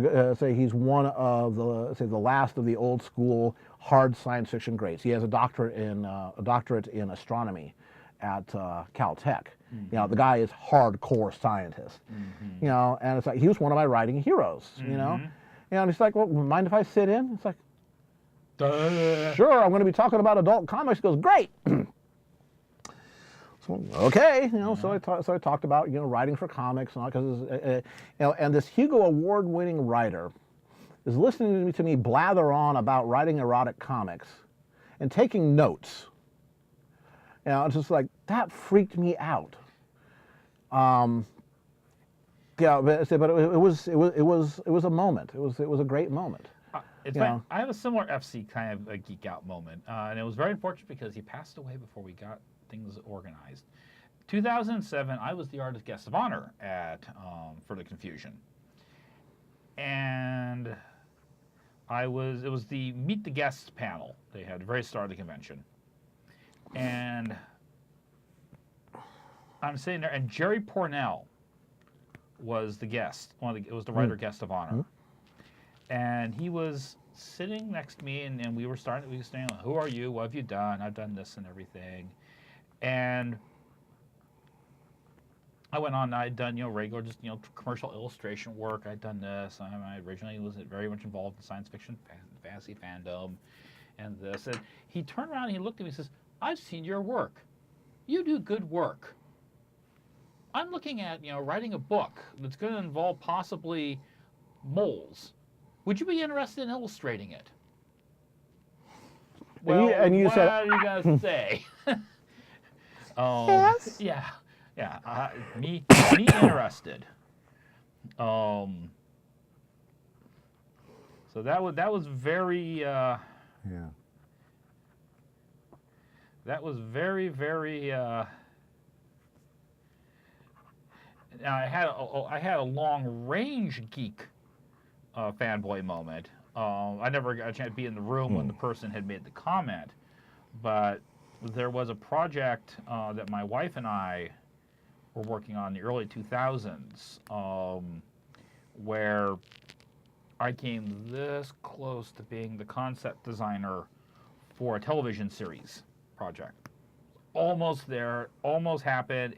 One of these cases, 80% of everything that gets started in Hollywood never gets finished. And this was one of them. And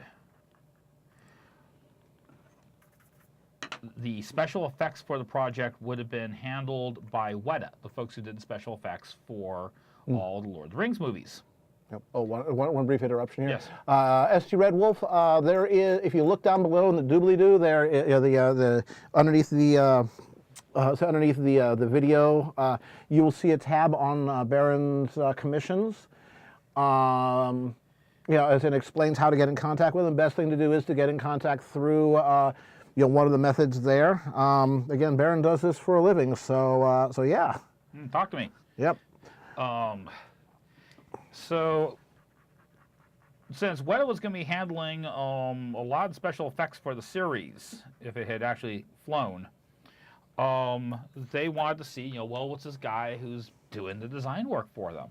And of course, that was when they were between Two Towers and Return of the King, and Alan Lee. Now, Alan Lee, when I was in college, was one of my heroes. Art god. Yes, just the man who understands illustration and concept design. And he did all the concept design for the Lord of the Rings movies and the Hobbit films. Amazing stuff. And he took one look at my design work and apparently said, yeah, Gau's got good work. I can work with this. And it's like, and apparently my wife had pulled me down from the ceiling because I apparently had gone floating up, was stuck up there amongst the acoustic cottage cheese sound stuff. It's like, Ellen Lee likes my stuff.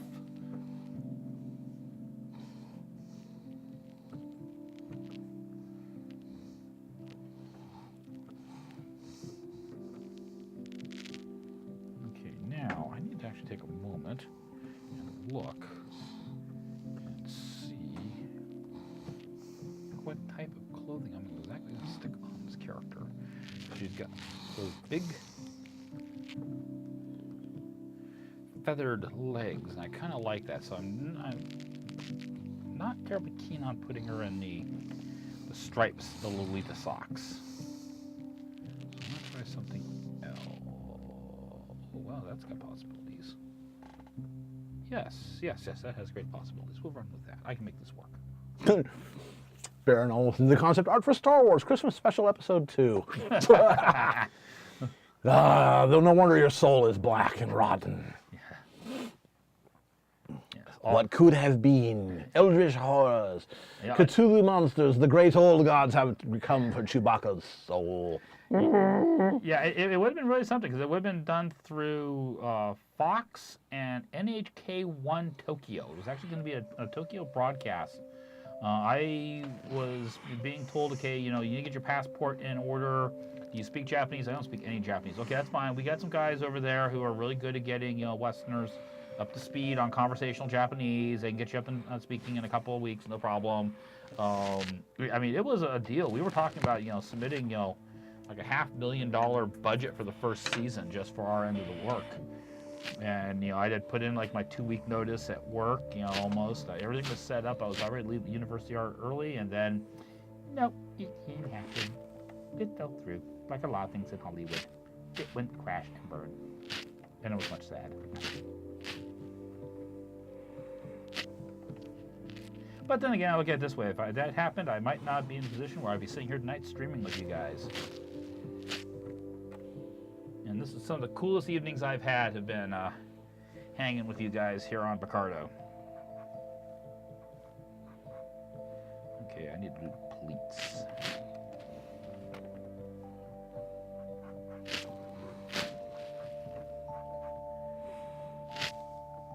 Let's see, where's that going? That's going to end up here.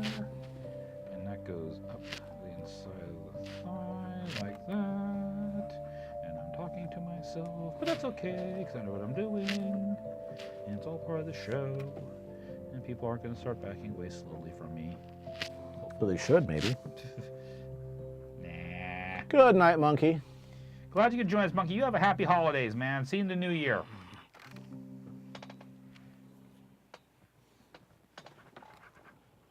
What pun name would be a good distaff counterpart to Iron Will? He used the word distaff correctly. Yes. You get 20 points, Bravo. Yes. Iron Ding. Will. I always kind of thought it was cool we saw him again in season 7. Steel Stella. Steel Stella. Oh, the wife who keeps him under control. Yeah, there you go. Well, the reason Iron Will spends all his time out here trying to sell things to ponies that don't pay him is because the home life ain't so good. There's that there. Stella gets angry when I come back and I haven't paid the bills.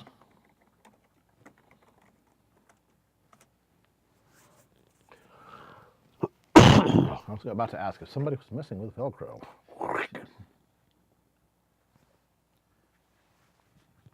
Okay.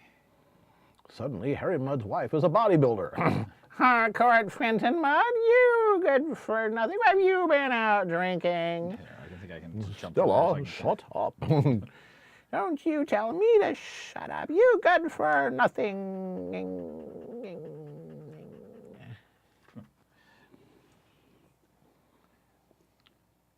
He worked in season 7 because he'd been gone so long. It was kind of a surprise. And once again, he's not really a villain. No. He's an antagonist, but not a villain. You know, I didn't do anything, quote, evil. He was just manipulative. You know, He's terribly opportunistic. yeah, well, absolutely, absolutely. I mean, he's a Ferengi. Yeah. You know, he's always after profit, right, Quark? But again, it's like the contract you didn't read, then you are screwed indeed with Iron Will. Yep. Yeah. Iron Will versus Flim Flam Brothers. Whoever wins, ponies lose. The Flim Flam Brothers would eat Iron Will for breakfast. Yeah. You know, because the thing is that Iron Will was like, he's a huckster. Flim Flam Brothers, they have mastered their art. Mm-hmm. They have truly mastered the art of the scam. Of course, now they're running Las Pegasus effectively. So. Yeah. Now, Iron Will's not a scammer. It's just, you know, again, he's a huckster, but you know, he delivers what he sells. Yep. You know, Flim Flam Brothers do not. No. We're talking about the movie Iron Will. No. We were talking about Iron Will, from that MLP show. That's right. Who is Wander and who is Sylvia? They are from a series called Wander Over Yonder, done by Craig McCracken and Lauren Faust on the Disney Channel. They did 3 seasons of it about 2-3 years back, and they are an absolute riot. Again, this is the guy who brought you Samurai Jack here, and the gal that brought you My Little Pony and Foster's Home for Imaginary Friends, and they work together very, very well. The shows are smart. The music is amazing. You must see. It's great. Did they ever resolve Lord Hater and Dominator's whole situation? They did. They did? Okay. Oh. I never saw the final episode. Okay. Oh, he's talking about us. Okay, which of us would be Wander and which of us is Sylvia? I'm probably a little bit more Wander-esque. Yeah. I'm more Sylvia. Wander! Hate to be that person, but Samurai Jack was Gendy Tartakovsky. You're right. McCracken was Powerpuff. Yes. Never mind. Fine. Table flip. Yeah.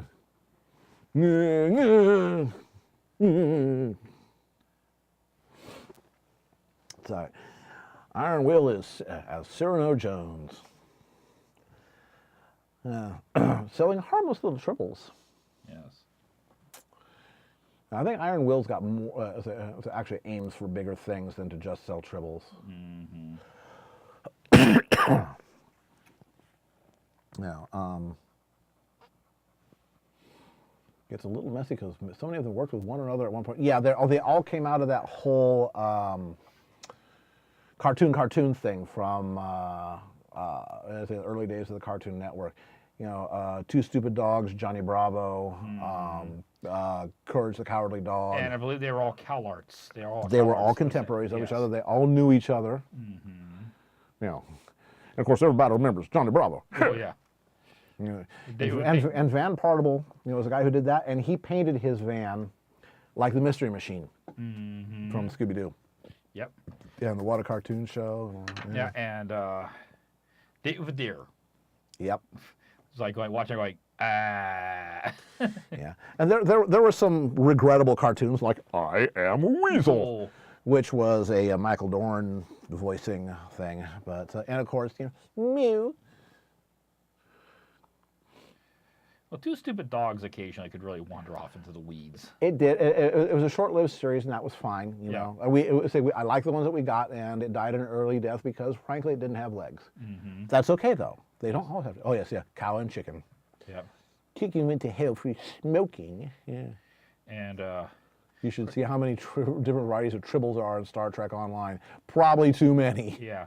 And of course, you know, we had, you know, Space Ghost Coast to Coast at that time period, and Yeah. That was. Okay. Toxic Mario. The best 90s cartoon show is, I think it's Animaniacs. Yeah, I'd have to say that. Either that or Freakazoid. Yeah. And Animaniacs, I think you can bring back. Freakazoid, I don't think you can. Yeah. The thing is, Freakazoid, what Freakazoid does now, it still did then, is being done now, but it's being done by like South Park. Yeah.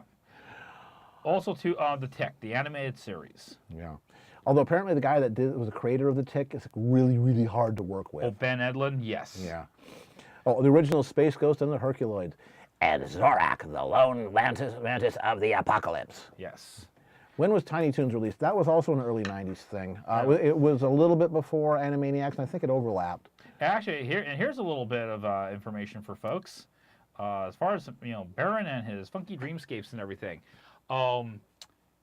Rosemary originally appeared in a series of dreams I had where I was actually in technically like the Tiny Toons universe, and her and I were basically fresh out of college, living in a boarding house, working as out of college professionals. She was getting her modeling career going, and I was getting my career going as an illustrator.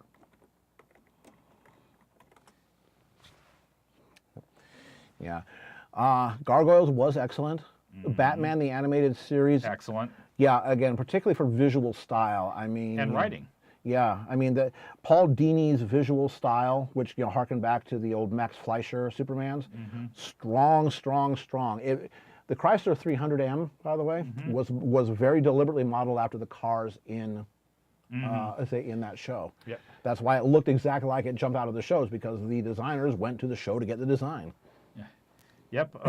So yeah, you know, originally, and Bettina started showing up in that dreamscape and said, you know what, you guys could do better than this if you just do this and this and this. And so she kind of became like our counselor, advisors, and everything. And well, you know, well, here we are today.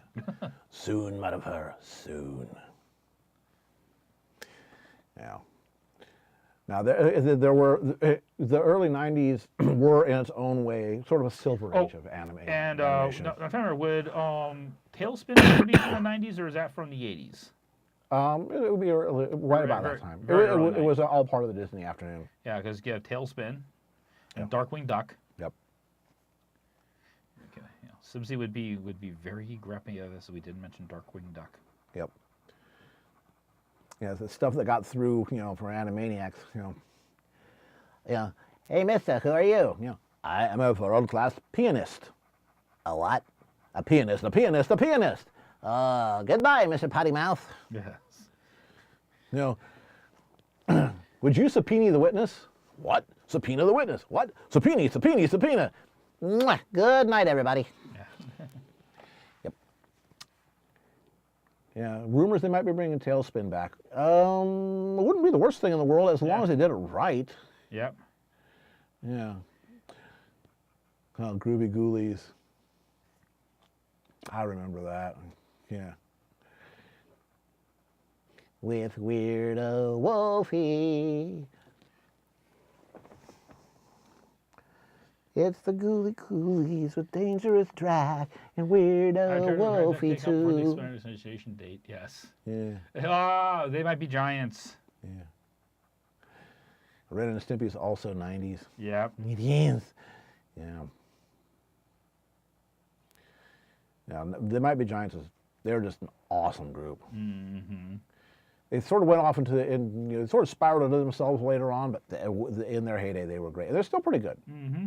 Yeah. Yeah, isn't They Might Be Giants, aren't they from like Walnut Creek or just up the road a little bit or something like that? I don't remember, but all I know is that they got their big break in Tiny Toons during the writer's strike.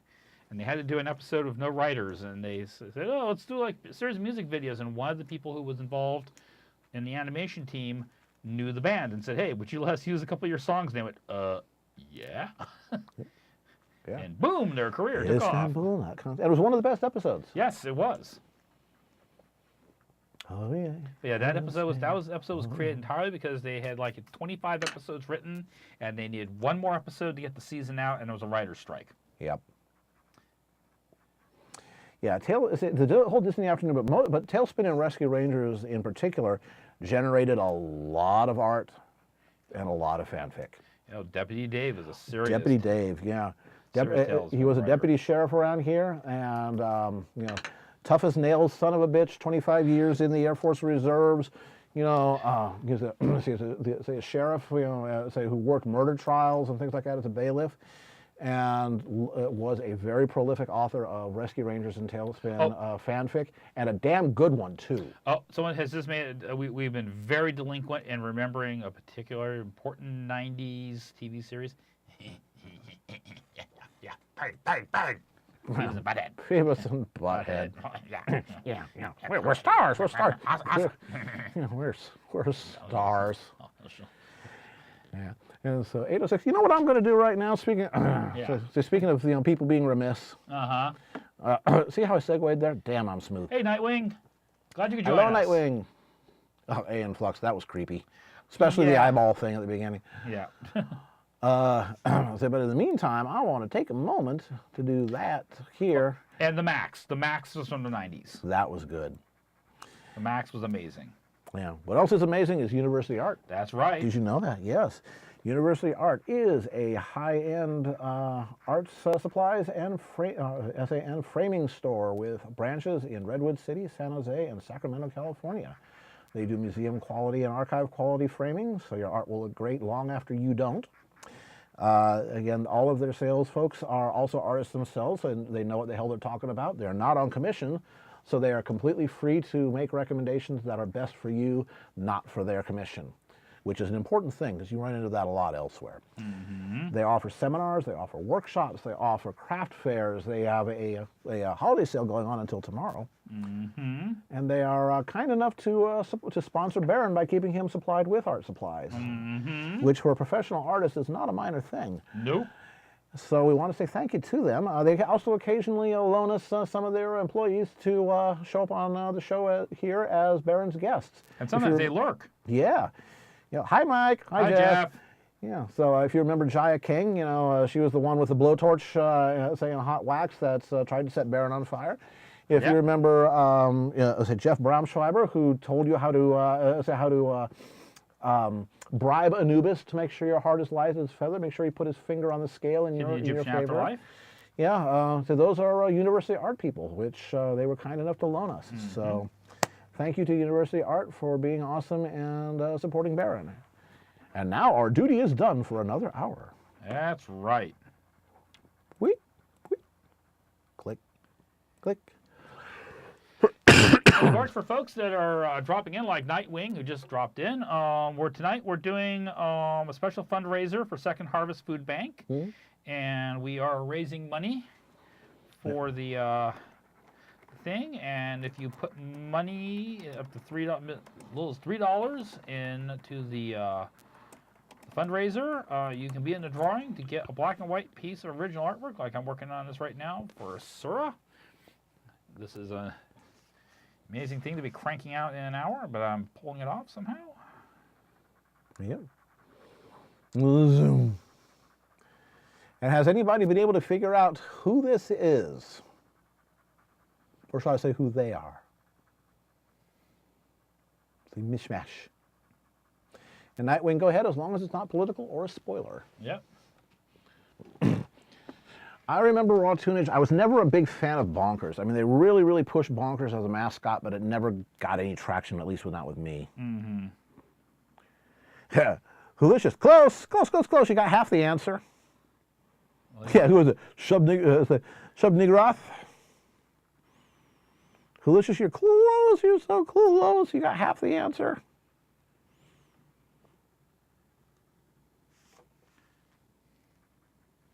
Yeah, I'll give Sir credit. This was a challenge, yeah. Okay, DHX, I'll give you. This is a challenge. Yeah, terrified. No, this is a blend of two characters. We'll give you that. Yep. Marsupilami was better than a spin-off from Raw Tunage. Well, yeah. Yeah, but still. Hey, congratulations, Nightwing. Going to BronyCon in 2018. Fantastico! Okay, I'll get a chance to see you. I'm going to BronyCon. Yeah. Tyrek Applebloom. Not exactly. Not exactly. She'd have a big bow. Yeah, Tyrek and Granny Smith. Well, what kind of crazy things that come out of your head? Bonkers was originally going to be Roger Rabbit, but they couldn't get the rights. Well, that's probably a good thing. Deep as Eddie, I wouldn't want to be one of those. I want to be a bunny. There was a cartoon called Conan the Adventurer, which I think I saw like one. It was, yeah. Would be kind of interesting having had Jessica Rabbit in the TV series. Boy, talk about the fan art. Yep. Tyrek Applejack with the tail tie. Oh, I could see how you would think that, but nah. Instead of killing his enemies, the sword's metal was magic and teleported them back to their home dimension. Yeah, because that is what Conan would do. Not. Yeah. Conan the Adventurer was oddly good in the serialization story. Well, I'm going to speculate, or at least opine, that like Conan the movie Conan, with Arnold, it's not really true to the book. No, it's not. But taken as its own thing, it's fine. Yeah. It was okay, but for non-lethal cartoon barbarians, He-Man is still king. Damn right he is. Yep. J. Michael Straczynski was a writer for that. The guy that did Babylon 5. He later on went on to do Spider-Man. Mm-hmm. And Captain Powers. Yeah. One of the first early attempts at interactive television.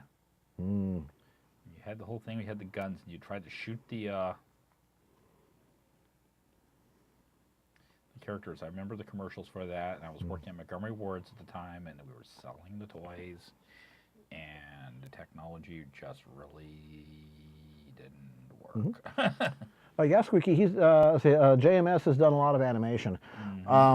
Pick up his book, The Art of the Screenplay, which is actually not so much about writing as it is about the business of being a writer in Hollywood. Lot of real eye-openers there. He also worked on Murder, She Wrote. He's done radio plays.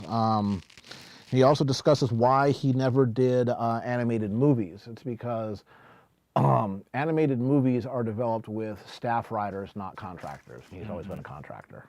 Yep. Why is everybody misspelling Tyrek? Because Tyrek stole their spelling magic. Yeah, because I don't like the character enough to know how to spell his name. And apparently... I'm thinking of Tyvek, because he can't be ripped. Yes. And apparently he's going to make a comeback. Yep. That's what the rumors are. Yeah, well, I don't pay no attention to those rumors because they may or may not be based on spoilers, and I don't want to know. Sequest, Spielberg's answer to Star Trek, which wasn't really a question. When he was flush with Jurassic Park money, yeah. Well, you can't force it. It has to be a good show, and throwing money at it can't. Yeah, and it won't make it any better. Yep. And even Spielberg can do, something that's not great. Yep. Oh, too, the difference between making a movie and making a TV series, they have slightly different dynamics to them. Yeah. Orca, I have. It says if you want to talk about differences between novel and movie adaptations, you should read the original Michael Crichton Jurassic Park and then watch the movie. Yep. Yeah, I've read both. They're two completely different things. Yep. Yeah, oh, toxic. Wait a minute then. So growing up, guys, which TV series did you guys have the most toys of? I didn't have too many TV series toys. What I had was Hot Wheels. Well, okay, and of course this wasn't really growing up. I mean, this was a part of my childhood, but this isn't really growing up. Thunderbirds or Go. I had more toys from the Thunderbirds TV series probably than any other television property. I had a lot of Star Wars toys, but that's the movies. That's not, it's not TV, but I had, when they were coming from Great Britain, and they were expensive. My dad shelled out some, I found out years later how much some of those things cost. Like, I had some of the Matchbox and other direct from Great Britain toys of Thunderbirds or Go.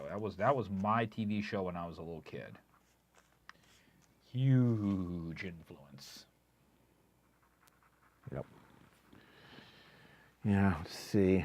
I did have a couple of Star Trek toys. I had a glow-in-the-dark Starship Enterprise and a Galileo 7, which I blew up. You too? Yeah. It's a tradition. I mean, was one of the Aurora models you built? Mm-hmm. Okay, yeah. I put a model rocket motor in it and it blew up. I was an Estes kid. Yeah, I mean, that was most of my toys were either Hot Wheels or Estes model rockets. You too, huh? Yeah. Yep, the Mark II, that was my favorite rocket. It was inexpensive. It flew like a mother. It was incredibly lightweight. You could put a C-6-7 into it and get 2,000 feet. Yep. Mosquitoes were fun, but they were very unstable. And you couldn't find the damn things afterwards. Yeah, but you didn't even have to use a parachute or a streamer. They just came down under their own... Yeah, the tumble recovery. Yep. Yeah, no, in the Mark II, it was a break-apart streamer recovery, thing. And so I always doubled up the length of the streamer, so it was like a 5-foot streamer. It came down slow. Big Berthas. I liked Big Berthas. The ninja rabbit is Usagi Yojimbo. He is a samurai rabbit, not a ninja. That would be Tomo Ame, which means rice candy. Yes. But I like Big Berthas. Yep. Mizumi, A motors? Oh no, man! Forget the A's, man. I always use C-6-7s in the Mark II. There's a Mosquito. You use the A10T, the A10-3T, and they were cheap. Yeah. And we could launch those things all day, and you could go out there with a fielder's glove and catch them when they fell out of the sky. And even if you caught, you had the fielder's glove, you caught it in the glove, the motor was cool by that point. Yep. Turn around, load the thing back up, and fire that thing in a couple of minutes. They were great. And if you did lose one of them, it was like, oh, you're out a $1 or so. Yep. And you could build them in an afternoon. Yeah. Yeah, so Orca used to have models of the Enterprise A and the Reliant with saucer sections the size of dinner plates. Good size. Now, one of the Estes that we always lusted after but never got around to building was the Saturn. Oh, those things were insane. The Saturn V, 3-stager, real Johnson. I did a Saturn 1B. You did a 1B? I think it's a better looking rocket. Yeah, but... 7 fins, though. Yeah. But if you could get all 3 stages to actually do what they were supposed to do. Impressive. Yes. But man, it costs you a lot of money to launch one of those things too. Oh hell yeah! If you were a kid. Now, the rocket that I did, I did 3 of them, because lost 3 of them because they drifted so far. The Cherokee D, that thing would fly. Yeah, and it was actually used. There was some, I forget, some cheesy movie where there was, some guy with a motorcycle that had rockets that would, he would shoot at other guys. They were Cherokee Ds. What was the one that was you rubber band the wings together, and then you would launch it up, and then it would deploy the glider. And it would glide down. I know the one you're talking about. I built one of those. I loved that thing. That was great until one day it got caught in a thermal, and then last thing I saw, I was heading over the Whittier foothills, and that was it. It's like, you gotta get some great glide time with that thing. Yeah. Dan Barrett may have been. It's just like I remember somebody who would pop a wheelie and then shoot like cheesy rockets. And those were they were Cherokee D's. These just off the shelf Estes rockets. Mm-hmm. Yeah. Had the Mercury astronaut set complete with capsule. I remember that. Mm-hmm. Yeah, I think my brother had one. That said, the X-15 flew horribly. Yeah, it did. It was just not balanced. Oh. The Okay. Beaumark though, that was a good looking. Beaumark flew well. I never built the Beaumark, and I remember that for my 12th birthday, my dad got me the Estes X-wing fighter. Mm. And I built that thing, and it flew like a turd. Well, yeah, it would tumble. Yeah. Yeah, it did not glide return. We played around trying to get the center of balance on that thing, and to get the center of balance so it would glide correctly versus where it had to be for the center of mass so the rocket would fly right. It was like, Give it up. no, ain't happening. Yeah, but the Beaumarks were great. Those things went straight up, and then they came down, and they were fairly solidly built. Even when you had a hard, rough landing, they were generally, you could turn right back around, fire those things back up again. Very little repairs. Yeah, the generic said, kid on the street did the Saturn V with the motors barely lifted off the launch rail. Was he using adapters that that was supposed to use I think it was a cluster of Ds? Yes, the cluster Ds on the first stage. And some people tried to save money by having the adapters for the C motors. No. Yeah, you could barely get the thing off the pad. You used Cs for the second stage. You did 4 Ds for the first, and 2 Cs for the second, and 1 C for the third stage, if I remember correctly. Don't recall. And you had to get the thing to fire off in sequence correctly. Yeah. Like I said, I never had one of the SD Saturn Vs. It was skill level 5. Yeah. I was doing skill level 4 stuff. Yeah, well, we never did, but one of the guys in the group that we used to launch at occasion, he built one, and he could make it go off every time, and it was so impressive. And his chutes would deploy on each level. It's like, yeah. Yeah, of course, I would occasionally defect, and I would do Centauri rockets. The Black Widow, too, was a beautiful little rocket. Was that the one that was the kind of cool Flash Gordon-looking one with that slightly forward-facing fins, and then they had like the little pods on the side? I don't think so. No, the Black Widow was sort of a medium-sized rocket had a black and white. It had very large fins, had a black and white paint scheme. It was just a good-looking rocket. Mm-hmm. Yeah. Was he using the right ones? Because if he tried to use, because I remember at the first stage he had to use like D12 zeros just to kick it, yeah. Yeah. And then you would use like D7s for the middle stage and the upper stage. Yeah. If he tried to use like the D5s, D5 zeros, it wouldn't work. Yeah. Because I mean, it weighed a lot. You actually started learning a little bit about what it took to get actually a rocket off the pad, because those things, you're done building that thing. It was about this tall. Yeah, it was huge. Yeah, it was a lot of money too. Yeah, and that's why you launched those things where you could be pretty damn certain you got everything back. Yeah, they were $25 back in back in like the late 1970s, yeah, mid 1970s. Which nowadays would be like $100 some odd plus dollars. Mm-hmm. Just to blow up. Yeah. Uh-oh. I say Dan Barrett was in control line flying. So were you, if I remember right. Control line? Did you do acrobatics or combat? Or even, let's say, even some more crazier, did you do carrier? Yeah. So, again, the model rockets we were doing, they were the ones that didn't require anything special or anything like that. They were, again, a really, really good launch for a very lightweight rocket would get 2,000 feet. We're not talking like, the guys over at BlackRock that are doing, they're pouring their own, their own solid rocket motors based upon, xylitol, the sugar stuff. You blow it up real good. And shredded tires. Real Namir says he's talking about buying ammonium perchlorate. Look up a gentleman named Richard Naka, N-A-K-K-A, who teaches people how to use fiberglass resin and alcoholized sugars, particularly xylitol and sorbitol, to make safe, pour your own, as big as you damn well please, solid rocket motors. But emphasis on safe. Yeah, because the thing is they're not subject to static electricity, and they're a little bit flexible, so they tend not to develop cracks. Which is bad. Yeah, and because they have no perchlorates in it, the BATF can go, sit on an asparagus spear because they've tried to tell this guy knock it off, you need a permit. It's like, no, I don't. There are no perchlorates. There are no explosives here. Get off my property. Of course, he still needs FAA permission to launch, but he's doing what he calls Project Sugar Shot. He wants space. Yep. Out of a home-built rocket, and he's just about ready to get it. Yeah, he'll do it out of White Sands when time comes. Black Rock. Yep. Oh, Black Rock? Okay. Black Rock Desert. I thought he was going to do it out of White Sands. Yeah, well, last I checked anyway. Okay. But yeah, Richard Naka, N-A-K-K-A. He tells you how to do it yourself. And I say, do it safe so you don't level your neighborhood, because that'll make your neighbors unhappy with you. Yeah. But yeah, I did control line. Yeah. Back in the 70s. Yeah. And my dad, for a little while, played around with Carrier. Yep. And I got to be the guy who was like, okay, you need to refuel when I have to come on the deck. Okay. Yeah. Delicious. They don't even allow bottle rockets there anymore. You sound like you're in California. Yeah. Yeah. Oh my gosh, I'm going to get this thing done. Yeah. That's like made a lot. Yeah, there was a Maxi mosquito that was based on a D engine. He used to make them, shaped of things like bottles and stuff like that. And they'd stuff D motors into them and blow them up. Real good. Yeah, I remember playing around putting a C in, or a B actually, in a mosquito. And it was like, yeah, we never got it back. Nizumi, I'll bet you had an Alpha 3. I'll bet you had, with the solid one-piece plastic, fin and motor thing. Yeah. One of the very best first rockets ever.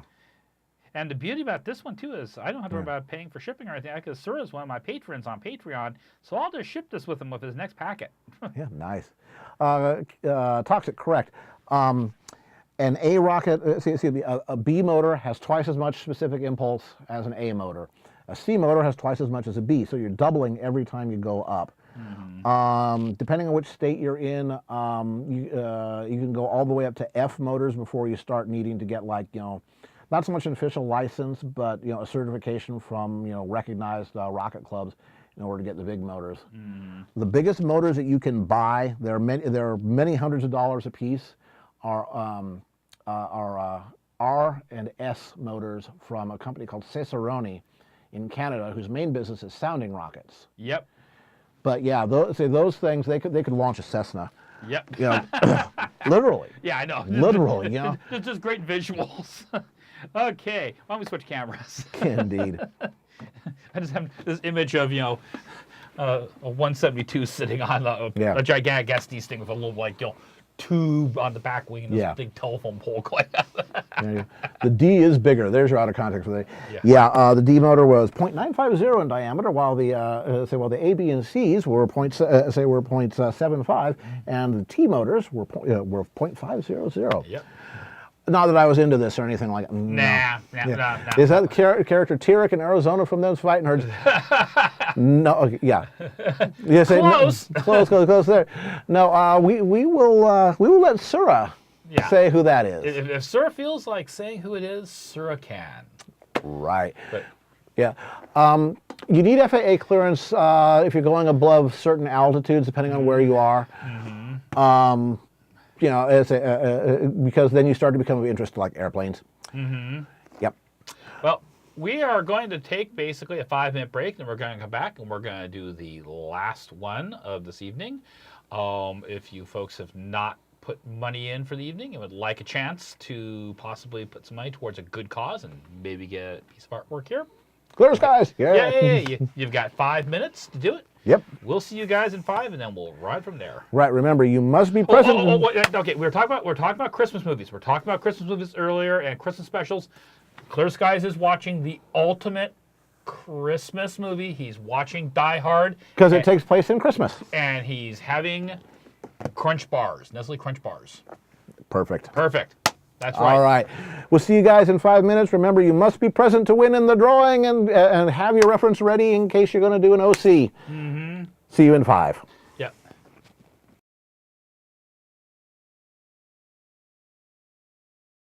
Toxic. There. And we'll actually turn on the microphone. Yeah. Say, meet you halfway. All right. Evening, Novus. And who's there when we stopped? There might be a new person, maybe? Was Novus. There was. Let's see. Who else? Novus Egg has been here before. Well, hello then. Let's see who else we got here. But going down the list, who do we see that may be new, and who do we see that may not be new? Kavix, are you new? Yeah. If so, welcome. If not, then welcome back.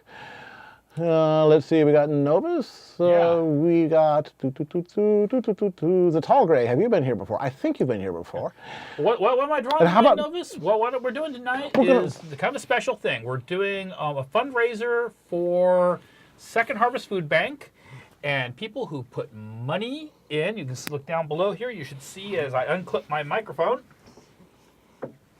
If you look down at the little thing there, there's a link to donate money. Yep. If you put $3 in, you can be in the drawing to have me draw a black and white piece of artwork for you.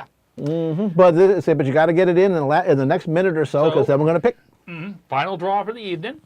And if I draw it and you want it and you want to have it shipped to you, then you're going to have to pay for shipping. But it's pretty cheap, at least if it's domestic. Yeah. That's right. Or the other possibility is I can scan it and then send you as a 600 DPI file, and you can print out on your end, whichever works for you. Whatever makes you happy. All right, so let's take a quick look to see if we have any action. Is Squeaky Beak new? I think so. Yeah, I think Squeaky Beak is new. Hello, Squeaky. And if not, welcome back. Let's see if we got any last-minute changes. It doesn't look like it. Yes, and Carrot One changed his shirt again. Yeah. Well, you know. Welcome back, Squeaky. Yep. So you're still in, Squeaky. You're still in. You're still in possibly in the running. Okay, so I'm going to give you about another minute, and then we're going to push the button. And we're going to spin the wheel. You guys can see who is the last winner of the evening. And I want to thank you guys because, I mean, we got a great audience. It's sitting at 752 so far. Yeah, you guys are great on the donations. And the thing about Second Harvest Food Bank is... extreme efficiency. Yes, so that's $752, and what the arrangements they have with the manufacturers and everything to make certain people get food out of this. You're going to actually really be helping some folks during the holiday season. And it's not like mac and cheese type of stuff. No. No, they do good stuff. They have deals with local restaurants and local restaurant suppliers. And local produce producer, growers. Yeah, I mean, we're talking like, real meat, real veggies. vegetables, none of this Fruit. canned stuff. Yeah. Fantastic here. All right, so let's let's check here. Anybody else? Okay, I think we got what we're going to get. All right, then. So we're going to spin the wheel for the last. All right, so go back to here. Let me go over here, and then I go over here, and I'm going to click this thing right here. Hey, There's a wheel. and all of a sudden things are less ugly. And away it goes. Let's see who the last artist is. The last winner. All right. Now, the camera, by the way, is very weak in the green channel here. I mean, this shirt is super saturated. It is greener than the green that you see in the wheel. All righty. We ready? No whammies, no whammies, no whammies. Bam. The answer is Rebel. Rebel. Yes, you're here. Rebel, you're still in the chat. Okay, you are the winner. Hit us with your best shot. Yeah. And you have a few minutes to chime in and let me know what you want me to draw. And if you got something in specific and you're like an OC, I need to see some kind of link to a DA page or something like that. Yep. So near and yet so far, Mimir. I know. Story of my life. Congo rats. Well, I'll be damned. Well, you see, if y'all keep hanging around them people that are doing them ponies with them, behinds and the woohoos, then yeah, y'all gonna burn in hell a little bit. Yeah. So come on, what you got? What you got, Rebel? You put money in, you had to have some idea. Yeah, paid your money, you took your chances, and you won. You won. The chat revealed Rebel won long before the video did. Yeah. All right, so I think we're getting the Be right back. burb. Burp. Burb. Okay, so we know it's Rebel, so I can do this. Yeah. Weep. Make that way go away. And we can see your amazing face. Yeah. One more time. Amazing face. Yeah, wow. Yeah, that really is saturated out. Yeah, folks, you don't realize. No, this is. Yeah. The camera's weak in the green channel. Yeah, I think he's typing it out. Yeah. Well, give him a moment here in the Zoomy. Bit of lag here. Yeah. Okay. Yeah. No problem. Yeah. No problem. I'll just sit here and drink in the meantime. Yeah, ditto. That sounds like a great idea. Drink. Glug. Oh, Glug. okay. I'm just going to hit a little bit there just to... Dorda and Contraire. Contrail, yeah. Contraire. See, I've been drinking. There you go. I love you all drink. Tequila! Is it good tequila? What kind of tequila are you drinking there? Tequila!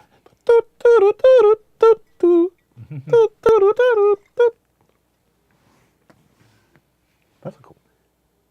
Actually, I hear it from downstairs. Yes, yeah. It sounds like we actually have a really, really fast encoding loop tonight. Yeah, we Just are. a few seconds, at least from us. Yeah, that's amazing. That's good. Because what we were worried was, like last year, we were having problems because we did on Christmas Eve, and every Tom, Dick, and Harry was sending their stuff out.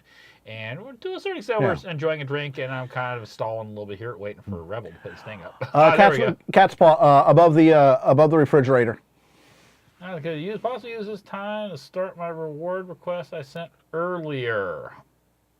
Okay, you're going to have to forgive me, Rebel. I've had quite a few drinks tonight. Could you remind me of that? Yep. Okie dokie. And just so folks know, Cat's Paw is my designated driver. And in case my wife happens to be lurking, hi, Smudge. I guess I'll have to toss some more cash at Baron. Yes. Yeah. No. I'm a ruthless freelancer. This is what I do for a living. Yeah. You're a mercenary. Damn right. So it says freelancer. Excuse me. Like freelance. Look at the word where it came from. No, it doesn't mean that there were knights that worked for free. Before that, I lived way the heck out in Braidwood, and before that, in Cicero. 10 tequila, 20 tequila, 30 tequila, Flor. Yeah. We love Gabriel, yes. Fluffy. He is fantastico.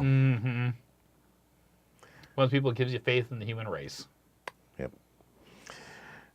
Delicious, as long as it doesn't say black bar, tequila, black bar, and then the rest of the label is white, and there's nothing written on it. Oh, okay. All right. Sure. Diana. Diana with Cedric. That's a winner. That's a winner. I can get that started. I won't be able to finish that in an hour, but I can get that started for you. Yep. And thank you for putting the money towards a good cause tonight. All right. Okay. Diana I've drawn several times, and Cedric I've only drawn once so far. Yeah. So, hey. This is going to be in landscape format, so we need to flip this paper around. Indeed. Okay, and I need to change my glasses. What I call clickety over here to the draws. Well, like I said, you guys have no idea how bright this shirt is. In person, this is the loudest Hawaiian shirt I own. Yeah. It looks like he's wearing Mountain Dew. You see, this shirt doesn't give off ionizing radiation. It gives off neutrinos. Cheap tequila. Oh. You see, it was cheap tequila that really turned me off to tequila for quite some time. Oh, was it Cuervo? No. Cuervo is a sin. No, it was stuff in a yellow label and a sans serif type that said tequila. Oh, the stuff you get at Liquor Cheaper. Yes. Yeah, that was my liquor bar from when I was in college. Yeah. I was young. I made mistakes. That's all I'll say. I was young. I didn't know better. Okay. Good advantages here is I think both Diana and Cedric are. Yes, they are. Good. Okay. Now, if I remember correctly, Cedric will be taller than Diana will. All right. Good night, Mithril. Glad you could join us. Yep. Yes, and hope to see you in 2 weeks. Mm-hmm. Say again, if you're not familiar with Baron's streaming schedule, follow him on Twitter. He announces everything there, but generically, it's every other Saturday at this time. 5:30 Pacific to 9:30 Pacific. Mm-hmm. So the next one will be the weekend after New Year's.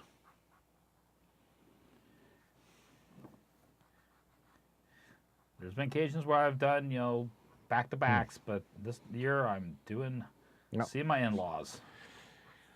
Toxic. The camera just can't do it. It just can't do it. I mean, on the green channel 0 to 255, this is about 300. Yeah.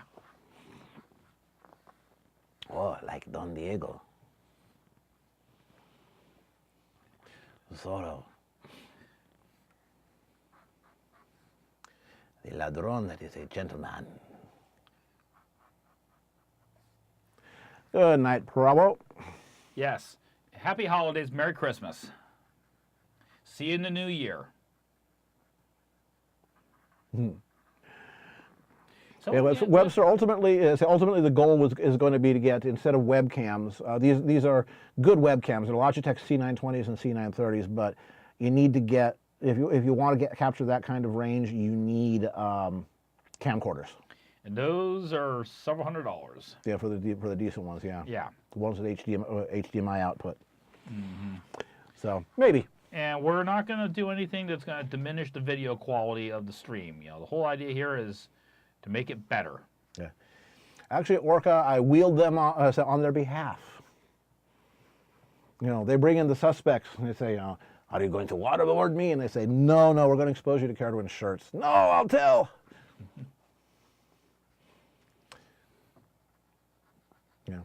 Yeah, the converter's about $70-80 a piece. Although I do have an Elgato HD60 unit, so I already got one. And I only need like one good one. That would be for Baron, Baron's overhead. Yeah. If we're going to do the video cam, it's going to be here. Yeah. See you later, Dorian. Your stamina just hit 0. That is all Yes. fine. Go take your long rest and get your hit points back and your spell slots back. Yeah, and we'll see you in the new year. Thanks for joining us tonight. Yeah.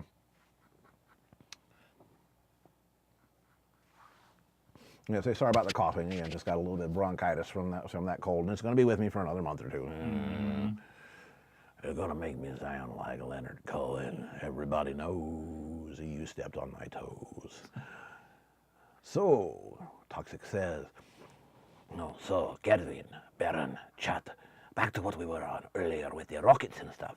And what was the most expensive rocket you ever spent that literally failed to launch or exploded upon you at launch? I forget what one of them was called. It was a Centauri, and it looked kind of like Thunderbird 1. Yeah, I think it was one of my Cherokee Ds.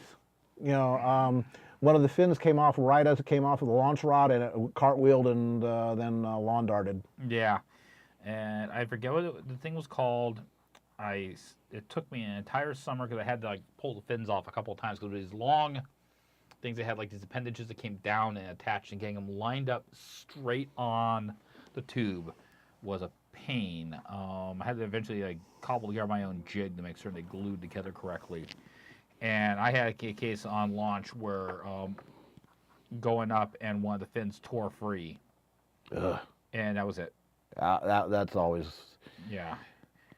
I mean, at that point, it was literally like everyone ran and scared because this thing turned and shot off at a very horizontal flight plane and plowed into one of the basketball backstops in the junior high.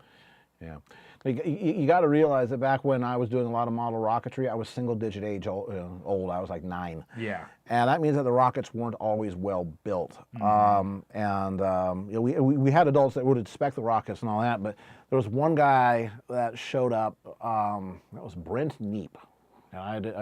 He was an ass. And he showed up, and and he had I forget the name of the rocket, but it was another one of the SDSD rockets there. And presented, and it looked great, except he'd already put in the motor. Problem is, when he put it in, there was still some wet glue around because he's using the motor to set the depth of the ring, the thrust ring, and so the motor was glued. Because you're supposed to do that with a blank motor, then take it out, or a used motor, and then take it out right away. He didn't, and the thing went up, and the motor didn't eject, and it blowed up real good. Yeah, that's duh. Yeah. I always remember you had a case where if you put too much padding into the to protect the parachute so it would blow up, and you put too much and it wouldn't be enough to blow the chute clear. Yep. I just go punk. Yep. Yeah, Toxic. I just didn't do a good job on gluing on the fin. Yeah.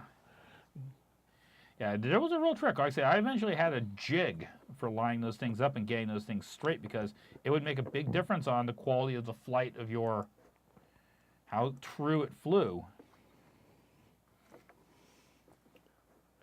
Yep, we're at 762 because Hoots cheap tequila, $10. Tortilla brand, cheap booze for all.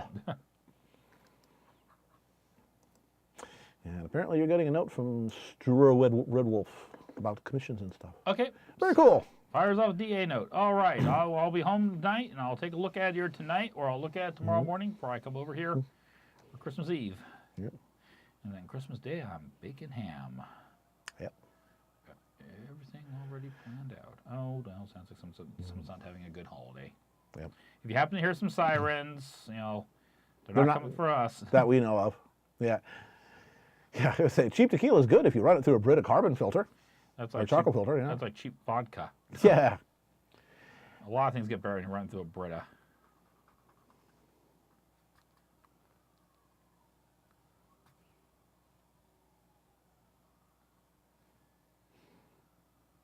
So I'll sing you a tale.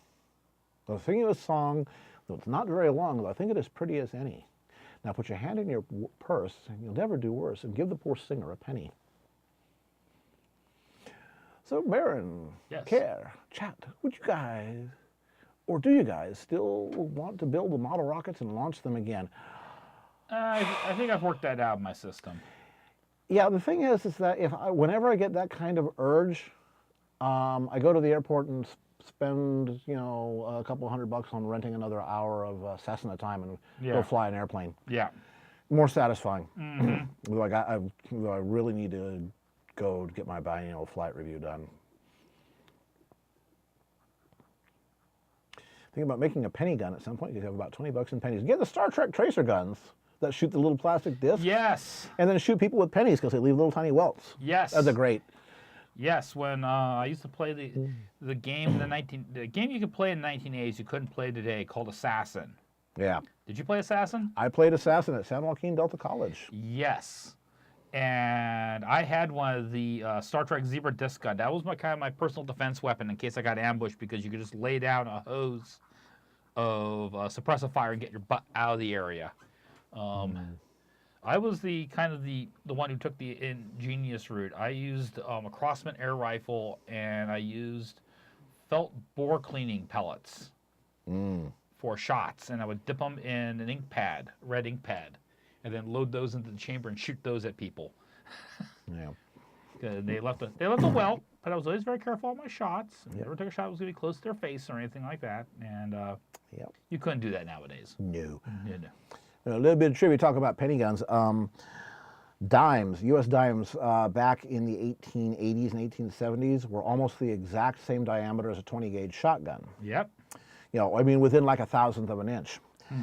And what people used to do if they didn't have lead shot and they absolutely needed to reload a shotgun shell, because back then you could reload them easily. They were all brass all the way to the top. Or there were muzzle loaders. Yeah. Is you'd put a stack of dimes in it. Yep. A little bit expensive, but hey.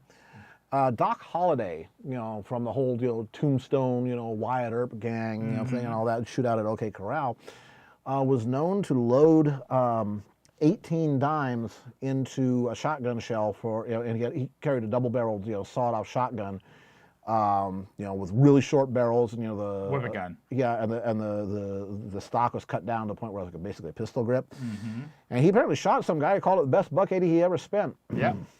Because those things, they would come out of the barrel and they go whip, whip, whip, whip, whip, whip, whip, whip, whip, and they would just spread like people's cartoon idea of how a shotgun works. Well, also too, at the ranges he was usually using those, you could get hit by a pretty solid mass of metal quite often. That whole posting I had with Phoenix tonight, that comment fact, she's about 4 yards away when she takes a load of double-aught, and at that point it's basically traveling as one solid mass of lead. Yeah. Yeah. Yeah, so Hoolicious, we go till 9:30. It is 8:53 where we are now, so yes. 37 minutes. Yeah, probably yes, it did have a bit of recoil. Having fired effectively a whippet gun, yes. As the one author I was reading, he said, you've done something meaningful when you pull both triggers. Yeah. And it will leave a mark on you usually. I had a Rossi coach gun. I still have it. that's it's a reproduction of the classic exposed, pull back both hammers side by side, the double barrel shotgun. I'm gonna fill your backside full of rock salt. How many points does Cedric have? I think he's an 8-pointer right now. Yes. Right. And see, Cedric would he's look, only 16. yeah. Yeah, it's 8 points ain't bad for a 16-year-old. Nope. Gets all the girls. In some parts of the country, he'd look right fine on someone's bar. Yeah, well, it ain't too late for that. Yeah. So anyway, it's an 18-inch barrel. It's 18 or 20. And 18. yeah, and so I said, okay, I'm gonna try, firing it from the hip. It was fine. Okay, we'll try fire. It was 2 triggers. So let's try both with like the low wall brass. Mm-hmm. Like the bird shot. This is at a shooting range. Boom. Okay, that's not too bad. High brass. High brass, double-aught buck. I was there. Boom. Okay, hey, that's from the shoulder. That wasn't bad. Okay, let's try it from the hip. Boom, and it came back, and it slipped in my hand because I didn't have the shoulder to back it up. It slipped in my hand, and there's a lever. You have the 2 barrels. And there's a lever right here that you pull that way, and then it breaks open for loading and unloading. And that lever came back and it hit me right in the web between thumb and forefinger, and I bled like a mofo. Yeah. And now stupid, I tried it. Yeah. Did you bleed like a mofo? No, I didn't bleed like a mofo because I was smart because I knew it was right there where you bled, and I wrapped a couple Band-Aids. Yeah. On before I did that. Yeah. So the whole bit about shooting, the double barrel 12 gauge, both barrels at the same time from the hip. Well, you can do it as long as it's bird shot or you have a really, really, really firm grip. Yeah. I wasn't respecting it, and I paid for it, and that was justice. I learned a little bit that day. So the last one, shot, excuse me, heavy shot, and of course, one of the things why you really don't want to do that is you can shoot the barrel. Two barrels are soldered together, and you can break the solder. Yeah, you can break the solder, so it's not really something you should do all the time. Yeah, nice figure there, Webster. Nice figure. Yeah. Yeah. There you go. That's what Webster done. Oh, good job, Webster. Webster done did do that. Yeah, keep it up. Keep it up. It's really nice because it's not one of the static, stock, say poses that a lot of artists will do, when they're trying to do something quick, and that's good. Yeah. We are pleased. Yes. Keep up the good work. Yeah. I forgot to put one arm in. Ha ha. She's pointing at Cedric's bow. Yeah. To talk about the old cap guns, the ones that had was that the paper tape roll ones or the ones that had the little plastic clips that you put in? And it says those things misfired. Those hurt because the blast would go right down to the trigger. Yeah. Mm-hmm. Don't try this at home. Wink, wink. No, I was at the range, so. Yeah. You guys are just reminding me that I need to go out and shoot more. I need more sound effects for my stories. Yeah. Blammo. I still remember that one night we went up shooting at Target Masters in Fremont, and that was when we were all kind of in like the Duster trench club or trench coat club, and I had my Remington. You had I had the Mossberg 590 at the time. Well, or was it the Beretta 1201? And, no, it was a Mossberg, and Johnny had the Ithaca 37 stakeout special from former St. Louis Police. Oh, that's right. There was one that was pre-64. Yeah. The one that didn't have the disconnector. Right. So as long as you ran the action, it would fire as soon as it locked. And I remember we were out there doing that, and then they would let us do the rapid fire, and we ripped off those magazines. Yeah, we did the OK Corral thing. Right, and then we turned around and looked, and there was those 2 Japanese businessmen with that little .38 revolver, and we're all in these dusters and fedoras. And welcome to America. That's 38, so small. Yeah. It was like, Americans! It's like, yeah. Was that the same night that they then went to the 50 AE and damn near like blew a hole in the ceiling? Yes. Okay, yes, that was the, no guys, you're doing it wrong. Let's come down here and talk to you a little bit. The one where the guy was, the 50 AE is it's a 50 caliber, twice as powerful as a 44 Magnum round that was made just for the Desert Eagle. Mm-hmm. large at the time. It's long since been surpassed, but the largest handgun in the world. And there's this little tiny guy, like 5'6", and it was obviously a tourist, had no real experience, and he was shooting, and then boom, and the gun would come way up over his head, and he would stagger back a couple of steps, and the range officer, and the range officer was like, "Holy shit, just diving in there, no!" Yeah. Yeah, so... and he tried to double tap at one point and almost put one through the ceiling. I think he did put one into the ceiling. Right, and I remember was that when we came down and said, no, you do it like this? And we showed him how you... Yeah. Lean into it, son. Lean into it. Lean yes, into it. Yeah. Yeah, that was the place I took Kenichi Sanada to shoot at Anime Con. And he ran at the Desert Eagle. Oh, yeah. Well, it's an iconic gun, particularly in Japanese anime. But I will say he followed instructions. He did exactly what I said. He controlled it. And, of course, one of the things we also did was we ran a pair of past recoil gloves for him. So we're going to give you the recoil gloves. Anyone who shoots this gets the recoil gloves. You put these on. I don't care if they're not fashionable. You put them on. Especially because you're an artist. I want to make sure your hand isn't going to be in good shape for the weekend. I know what you're going to be doing. There's an awful lot of drawing sketches and signing things.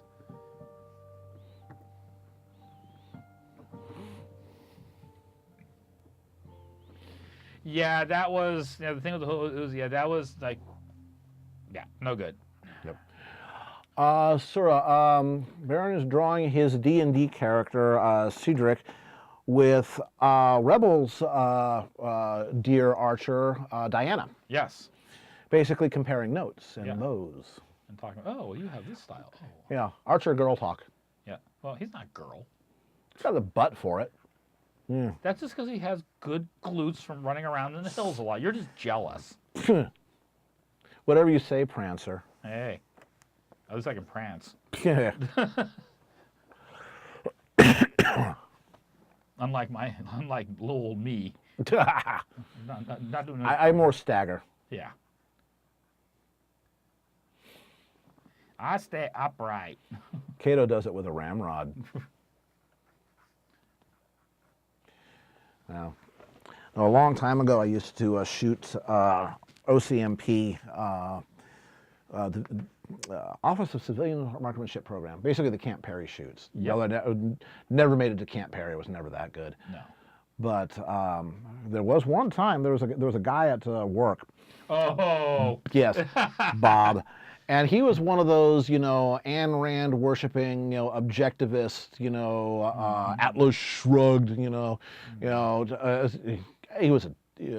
was the type of libertarian that no other libertarian wanted to admit was gave everybody else a bad name. And I remember him. Yeah, he was a developer. I was QA, quality assurance. I would test his. Automatically put you in conflict. Well, it doesn't have to though. No, but with him. With him it would. Because he tried to compete in everything, and so he would never take my bugs seriously or anything like that. Well, one day he found I was going up to shoot at, it's a long-range rifle competition. Chabot Gun Club, yeah. And he's Which is no more. He's like, hey, I was going to go do that too. Let's both go. I'll show you how to do it. Sure, Bob. You show me how to do it. Mm-hmm. We get up there, and because karma, I shot High Master. Mm-hmm. Like a 483. Mm-hmm. Best. Not bad. Yeah, best I'd ever done. So I came in second. Mm-hmm. He shot about 160. Oops. He was hitting the paper sometimes. Now, DCM is shot at 200 yards and 600 yards. Yep. Yeah. So is some 400? No. Okay. 2 and 6 only. Okay. And of course sights. he was all over the map, and hey, man, it's just my sights are off. Yeah, well, whose fault is that? Mm-hmm. So I kicked his ass after he had bragged and bragged and bragged, and afterwards he took my bugs seriously and listened when I gave feedback. Funny how that works. Good night, sir. You have a great holidays. Merry And congratulations again. Yes. So yeah, so it is. It was so satisfying, because again, that was the one day that I wanted to shoot well, Yeah. And I did, and it made me so happy because it shrank him down to a nubbin. Because I seem to remember we went with him up to that one gun shop in like Newark. That's when you bought Hayward. Yeah, when you bought me the one Swedish Mauser. And I remember him kind of po-poing Swedish Mausers, it seemed like. Oh, yeah, but, you know. They rock. Yeah, they rock. 6.5 by 55 is one of the most intelligent cartridges in the world.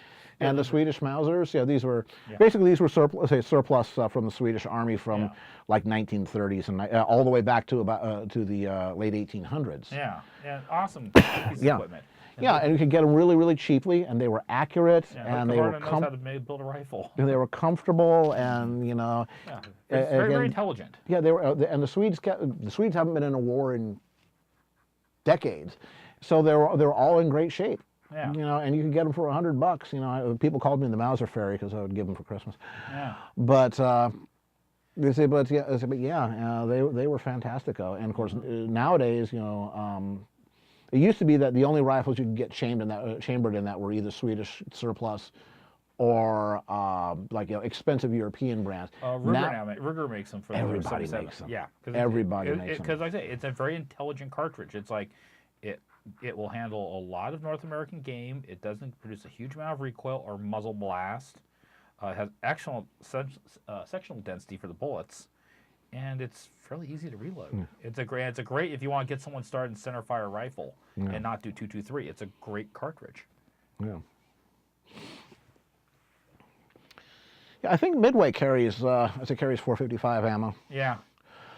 Of course, the question is whether your Webley has had a relieved cylinder for shooting 45 ACP. Because if it has, then you've got to load 45 ACP, but you got to load it down to It's a low pressure, yeah, 455 Webley. Well, yeah, less than standard pressure. Yeah, because Yeah, but apparently he's doing straight 455. okay, well that's good. Yeah. So let's see if we've acquired any other new folks. It's like, oh, what the hell type of channel is this? People are talking about 5156, not 223. They're the same thing. Yeah. Well, they're close enough. Well, they're not exactly identical. Well, 5.56 by 45 millimeter equates to 223 Remington. But apparently there are some real minor differences, but not enough that anybody cares. You can chamber them. Yeah. Yeah. Yeah. Again, the word fire forming, comes to mind.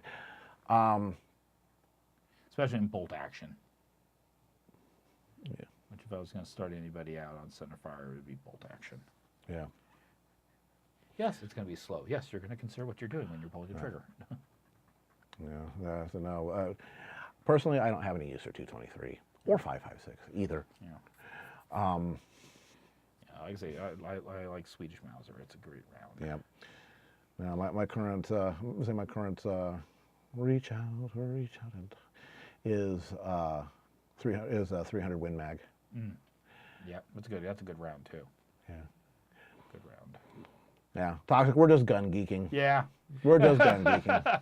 I'm lost. Don't worry.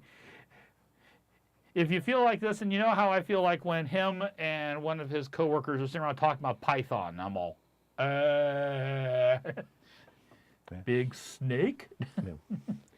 So Catspaw is like, Baron, tell your old man story about the discussion of the FNFAL being Okay, built. all right. So yeah, one of these examples of, gun geekery. This is back when you were still living over in Cupertino, and I was still living at Tor, if I remember correctly. And I came over one evening, and Johnny was there, and he was talking about building, and he says, yeah, I'm going to be building an FAL. And I said, English. And of course, one of our, in fact, I think he's still in, is Copper Cheetah still in the chat? Is Copper Cheetah still in the chat? Yes, Copper Cheetah was there. And so I looked over at Johnny and I said, English or metric? And he said, metric. And I said, what configuration? He went, HB. And I said, Israeli or Nigerian? He goes, I'm going to go Israeli. I said, oh, so you're going to do the ventilated front handguard? He goes, yes. I'm like, so we're going to do fixed stock or FS? And he goes, we're going to do FS. I go, okay. And we started going back. Northern Baptist Church Reformation of 1802 or Southern Baptist Church? Yeah, so we went back and forth for a couple minutes, basically rambling off, abbreviations and little short sentences, which obviously both of us are understanding, and Copytree is just staring at us. And then finally we wrap up, and then he looks over at me and he goes, Baron, now I understand how you feel when I'm talking about computer programming. I have no clue what you guys were talking about. We did. I forget the comedian's name. Might have been Jim Gaffigan. Had this thing. Heretic off the bridge. Yeah, no, that was Emo Phillips. Okay. Yeah, so whom James hates because he sounds just like Emo Phillips. But this guy's talking about, say about, well, let's see, I'm currently got a level 72 paladin, and I'm working my way through through Dragonblight right now. I'm not really sure whether I'm going to go to Skullazar Basin or maybe go back to pick up the things I missed in Grizzly Hills. But I got to tell you, the end game content in Lich King is so much better than Burning Crusade, and now you guys know how I feel when you won't shut up about sports.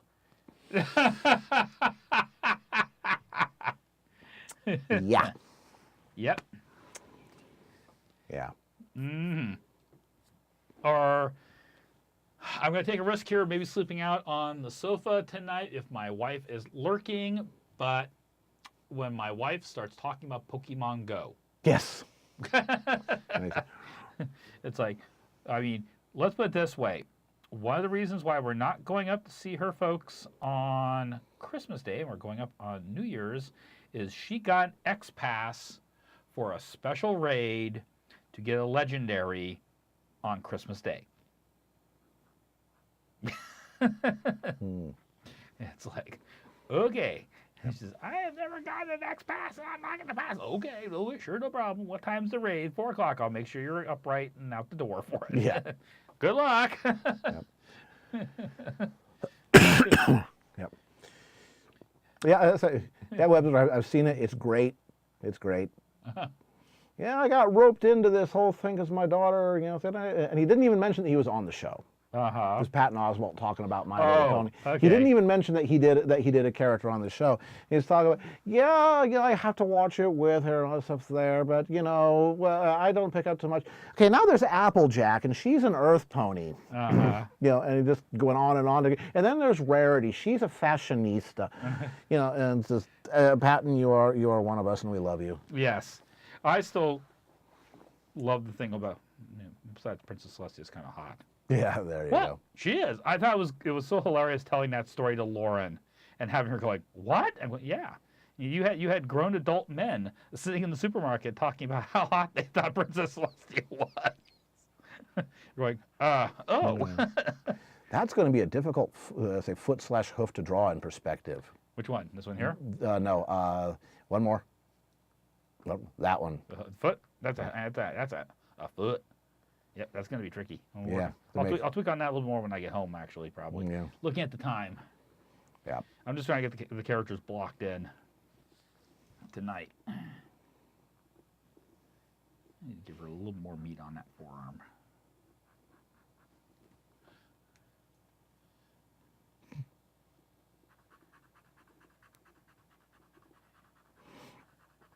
Yep.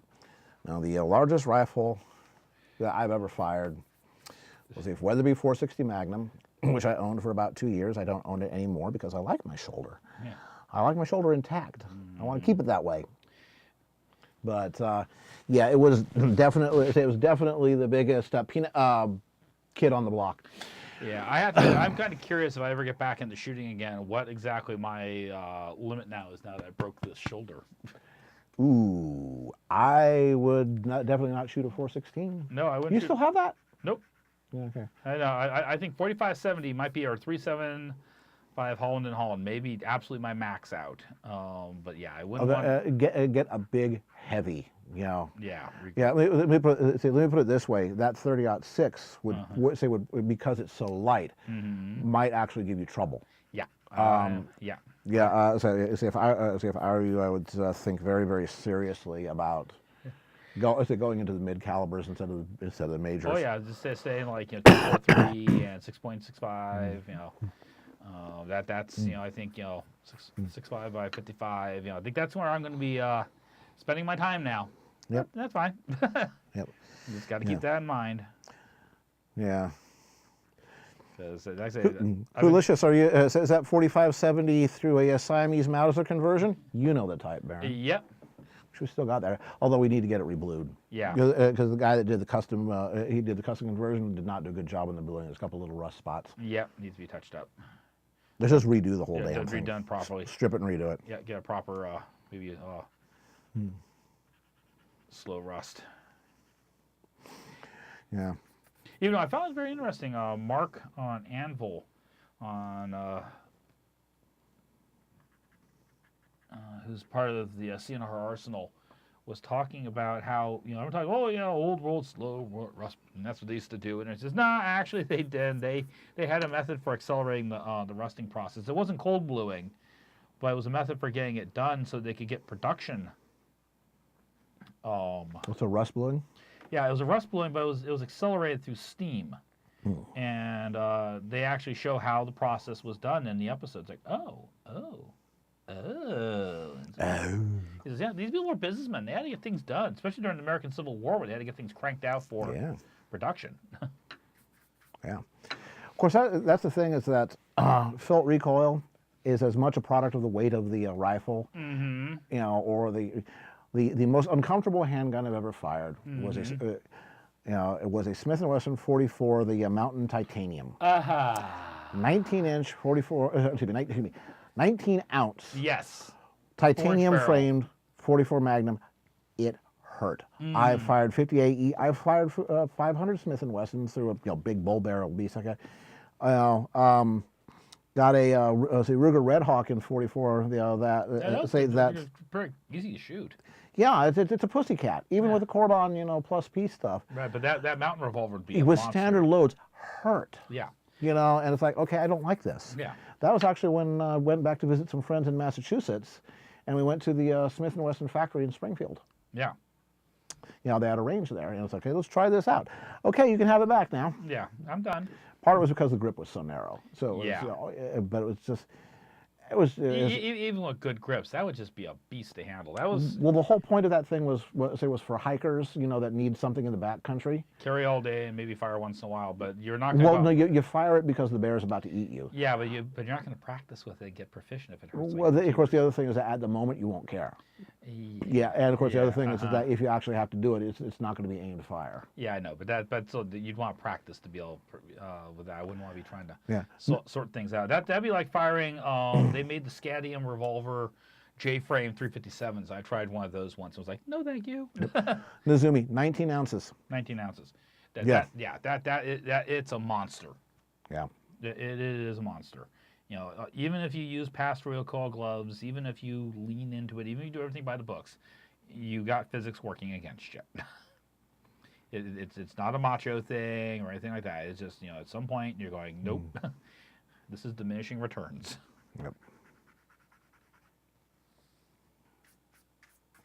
Yep.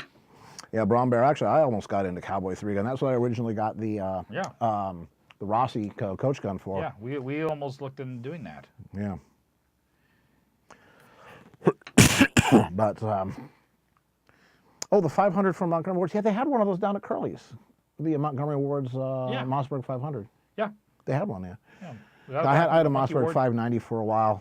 Darth Vader's shotgun. Yep. I got rid of it because that was going to be my home defense piece. But I know that if they ever held that up in front of a jury, they would say, he was looking for an excuse, so I got rid of it because he's like, no. Yeah. That was that was back when I was dumber than I am now. That was kind of like me taking the smiley face sticker off the pump tube of my Remington 870. Or actually, I'm sorry. I had one for a while. It was something day glow, and it said the word leave. Yeah. That was my instructions. Leave. Yep. Sir, I gave him verbal instructions and written instructions on what I wanted him to do. I want him out of my place. Let's see. Never got into the whole AR-15 craze. I personally, I don't care for AR-15s, but I bought several stripped-down receivers because California passed a law that said January 1st of that particular year you can't get them anymore. But they were going to grandfather everything in, so I bought 4. Yep. I mean, they're okay, I guess, but not for me. I mean, in some ways, they have kind of replaced the Winchester 30-30 as being, the generic like truck rifle almost in the U.S. Kind of, yeah. Yeah, But they're I just don't have a use for them. They call them modern sporting rifles, the terminology they like using for them. Delicious. We are at 801. Yes. $801. Whoa, very nice. Very nice. We've had an uptick, folks. And, And it was Hoots that topped it off. So thank you. Good on you, Hoots. Thank you, thank you. Yep. And I am reminded that we're almost through the hour, and there's something I need to do. Yes, we still have something one I need last to do. duty for the end of the year, Indeed. for 2017. I'm going to do this, and I ain't going to do this until 2018 because, yeah, that's it. Because, because we need to, we need to say thank you to, oh, that's the wrong one. How about this one instead? We need to say thank you to the University of Art for sponsoring Baron. University Art is a high-end art supply and framing store with branches in Redwood City, San Jose, and Sacramento, California. They do archive quality, museum quality framing. Again, your art will look great long after you are worm food. Yeah, great, wonderful thought. Yeah, thanks a lot. That's a real nice thing you want our potential customers thinking about, man. Yeah. Yeah, but their employees are very knowledgeable. They are artists themselves. They are not on commission, so they will sell you the right thing, not the expensive thing. And they will be able to offer advice on how to use it. The stores offer seminars and workshops and craft fairs and the whole 9 yards.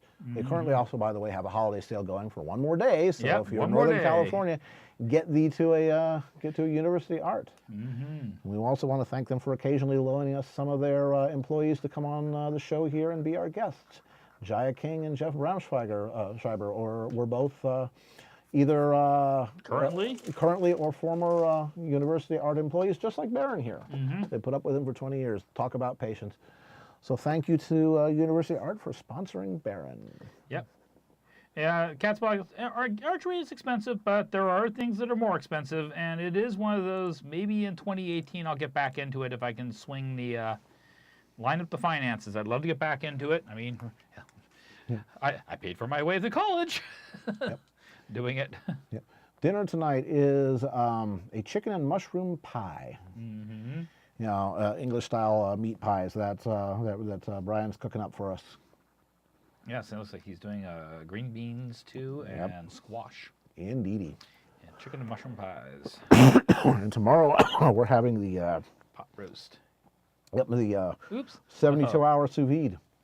Okay, I need to I get think some new lead. There we go. That's better. All right. I need new I was wondering lead. why the line quality was getting kind of funky. The pencil lead was dying in this thing. And of course, Sunday, I'm doing the cinnamon apple glazed ham. Glazed And baked potatoes and green beans with bacon.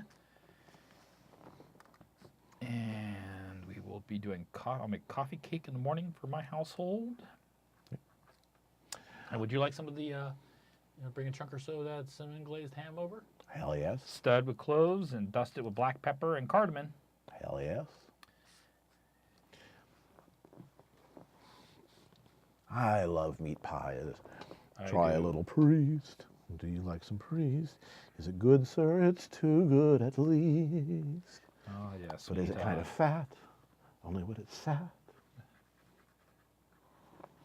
Nope. Oh, I mean, transportation's not too bad. Good night, Hoolicious. Say thank you for Yes. pushing us through 800. You rock. Yes. Happy holidays. We love you are amazing. too. Yep. Catspaw, if you want to get into it, I believe De Anza College offers a course in archery. Yeah, and Stevens Creek Range is not. I think it's free to get in. Yeah, well, I think the Anza one they will supply the bow. Yeah. Yeah. Nice. So at least for the intro to archery class, I mean, you have to pay to become a De Anza student, but there's some benefits that come with that, like cheap insurance and crap like that. But but again, they do have an archery class where they supply all the equipment, so you should do it. Yeah. And like I say, with archery, as long as you're careful, you can reuse your arrows over and over again. Unlike you can reload firearms, but it still gets to be your buy-in's a lot higher. Let's use that.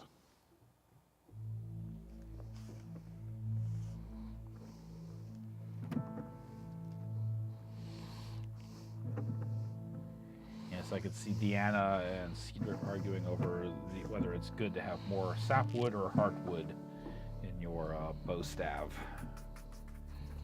That was one of the things. Always people were arguing over with longbows.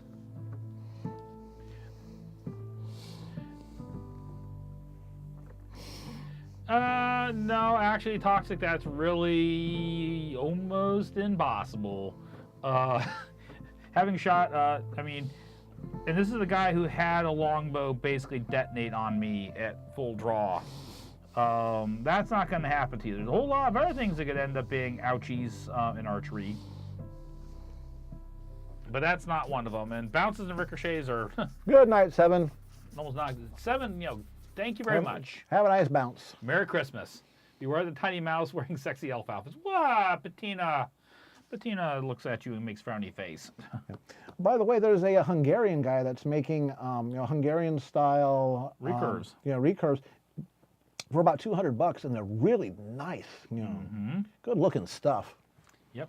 And I've always been kind of fascinated to learn how to shoot with a thumb ring again. Once I got back up, I want to get back up to speed of regular, my traditional technique. But I was almost at the point of learning. Yeah. That's tracing paper he's using, by the way. Yeah. Rest my hand on there. Yeah, it doesn't pick up lead. Yeah. Avoid the smudgy smearies. And we are 9:25. I have 5 minutes to go. Well, at least I have the characters all basically blocked in before we call it a night. Yeah. Very nice. Very nice. Very nice. Very nice. Yeah, definitely. My Glock blew up once. Yeah. Yeah, that was on a hand load because published data was for the 4006. It was Smith & Wesson 4006, which was a cut down 10 millimeter rather than a bored out 9. Yeah. Yeah. Surprise. Surprise. Yeah. And Glock was nice enough to send me a replacement in 9. With an admonition about building up your loads carefully, and here's the difference. Even though they didn't have to, even though I totally avoided my warranty, because I sent them the pieces and they said, well, we did find a very minor metallurgical flaw. Yeah. And the Austrians are very methodical about that kind of Of stuff. course, the thing was, I wasn't the one that was shooting it at the time, so it's okay. Yeah, but we learned all the amazing words that person said under those circumstances, and we can't repeat them on the air. Yes, we can. Yes, we can, because Johnny's favorite cuss word is shitfire. True. I said it once. Yes. He did not. Yeah. No, he was fine. It was just the startle and all that. Yeah. Shazbot, nanu. Jarek asked a question. Have I met the Flim Flam brothers? The answer is yes. I am my dreamscape, and that will actually come up at some point. I met the Flim Flam brothers, and I was very lucky because Bettina was along with me, and that took care of the problem. Yeah. Yeah, because going up against Bettina, they are so out of their league. Did they have anything left when they walked away from that meeting? Certainly not their pride, and certainly not their confidence. Yes. Good thing they didn't wear pants in the first place.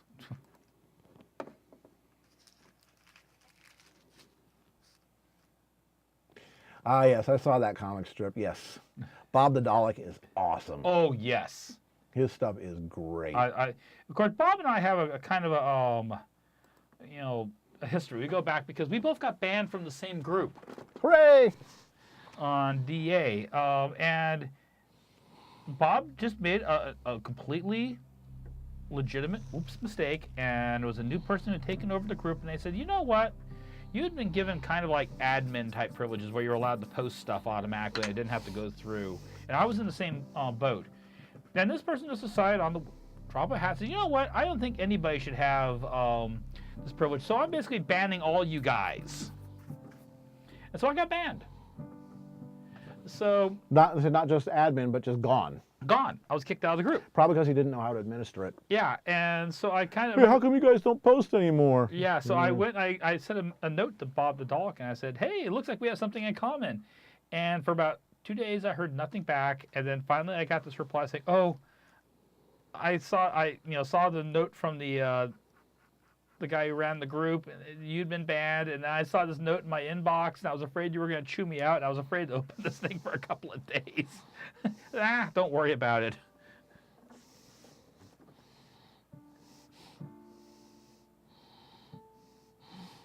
And since then, we've been kind of, back and forth. We send notes and talk to each other. I've never met the guy.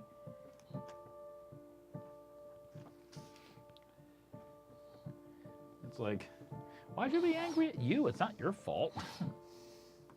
This person was being just a twit about the whole thing. So it's like, I'm not going to blame you for this person being a twit. Okay, yeah, I need to make sure I put that up there on the... I better put that mark in just so I don't forget. And I'm smelling pot pies. Yeah, ban everyone. No, not G, C. B flat. B. D on A little there. bit of a thing there on the jawline. I think Rebel Squirrel's still. Yeah, Rebel. So how are we doing here, Rebel?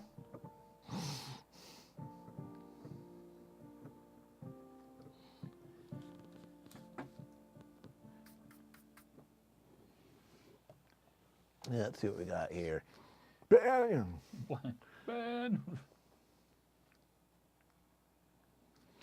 She wears gloves on both hands. I wear a tab.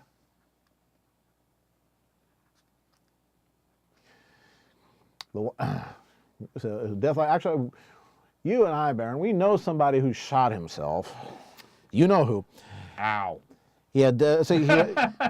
We won't say names. He had a little Beretta in 25, which is to say it through little tiny rocks, and he had, he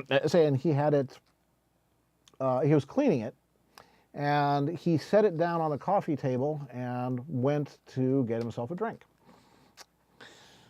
One of his roommates, who shall remain nameless except for the fact that he's a dumbass, Yes. wanders into the room and goes, "Oh, look, there's a pistol, and there's a clip that is out of it, or excuse me, a magazine. And I shall put it in." And he puts it in and, loads the gun and then sets it down where it was before and walks away. Not his gun. Not his gun, didn't say anything, made an assumption, and just walked away. In comes the first guy, picks up the gun, and immediately shoots himself in the leg.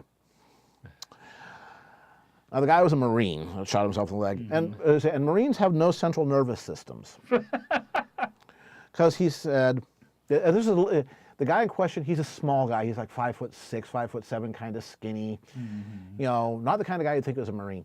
But he, by all reports, he said, "Ouch, I think I shot myself.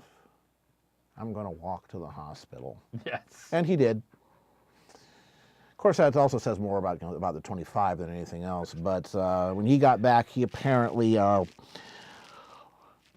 managed to pull out a drill instructor voicing and offered some instruction to his stupid roommate.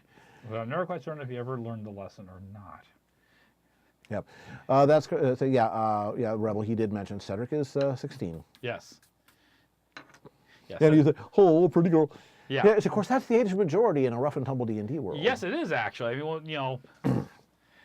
when you're that age, it's like that time period. It's like, heck, he could be leading. Yeah, you're not married yet. What the hell? Yeah, I mean, he could be leading a kingdom. He could be a king at 16. Yep. You have to wonder how much of medieval history was testosterone poisoning. Yeah. Okay. Yeah, actually, that is a piece of illustration board that Baron uses as an art board and occasional mixing board. Mm-hmm. Yeah. And it is 9:32. Actually, we should switch cameras. Yes, we are over budget. Yeah, we are over budget, but we've had a wonderful time, folks. And I'm going to change the glasses so I can look at you guys properly. Well, we say good night. Indeed. Yeah. Let me just take a quick check to see how we did, what the final tally was. Still at 48. Yeah. So Yep, $801. You guys are amazing. What was our original target goal for tonight? 5. Our target was 500. You guys blew past by 300. You guys are amazing. And we're gonna wrap things up here because we got food waiting for us downstairs. But hell yeah! Yeah, before we go, I want to thank you guys all. Happy holidays and Happy New Year's. Merry Christmas. Yep. Hanukkah. Don't drink till you puke. Kwanzaa. Now, whatever you want, whatever you're celebrating, I don't care. You guys have a great evening and a great holiday season. And we'll see you next year. 2 weeks from now, the normal on-off thing. Yep. And I want to take a moment once again to thank all my patrons on Patreon. You guys are great. If it wasn't for your guys' support, I couldn't be doing what I'm doing right now. If any of you guys are new and think you're really enjoying this, maybe consider $1 a month. Look down over there. Or if you like this, say, hey, I can't commit to $1 a month even, there's a thing called Stream Tip down there. If you've enjoyed this tonight, maybe consider throwing $1 in there or something like that. Give him $1 or he'll touch you. Great. I know, some of you guys are talking about contacting me with commissions. That's great. I'll get back to you guys probably tomorrow or Monday. Basically, thank you for joining us. Thank you for... Yep. Everybody go pester Toxic on his channel. Yeah, that's right. Go Toxic. Toxic has stream probably. And, I want to thank you guys for basically taking this time every other week to basically make your evenings with me. All righty. Catch you folks later. All right. Good night.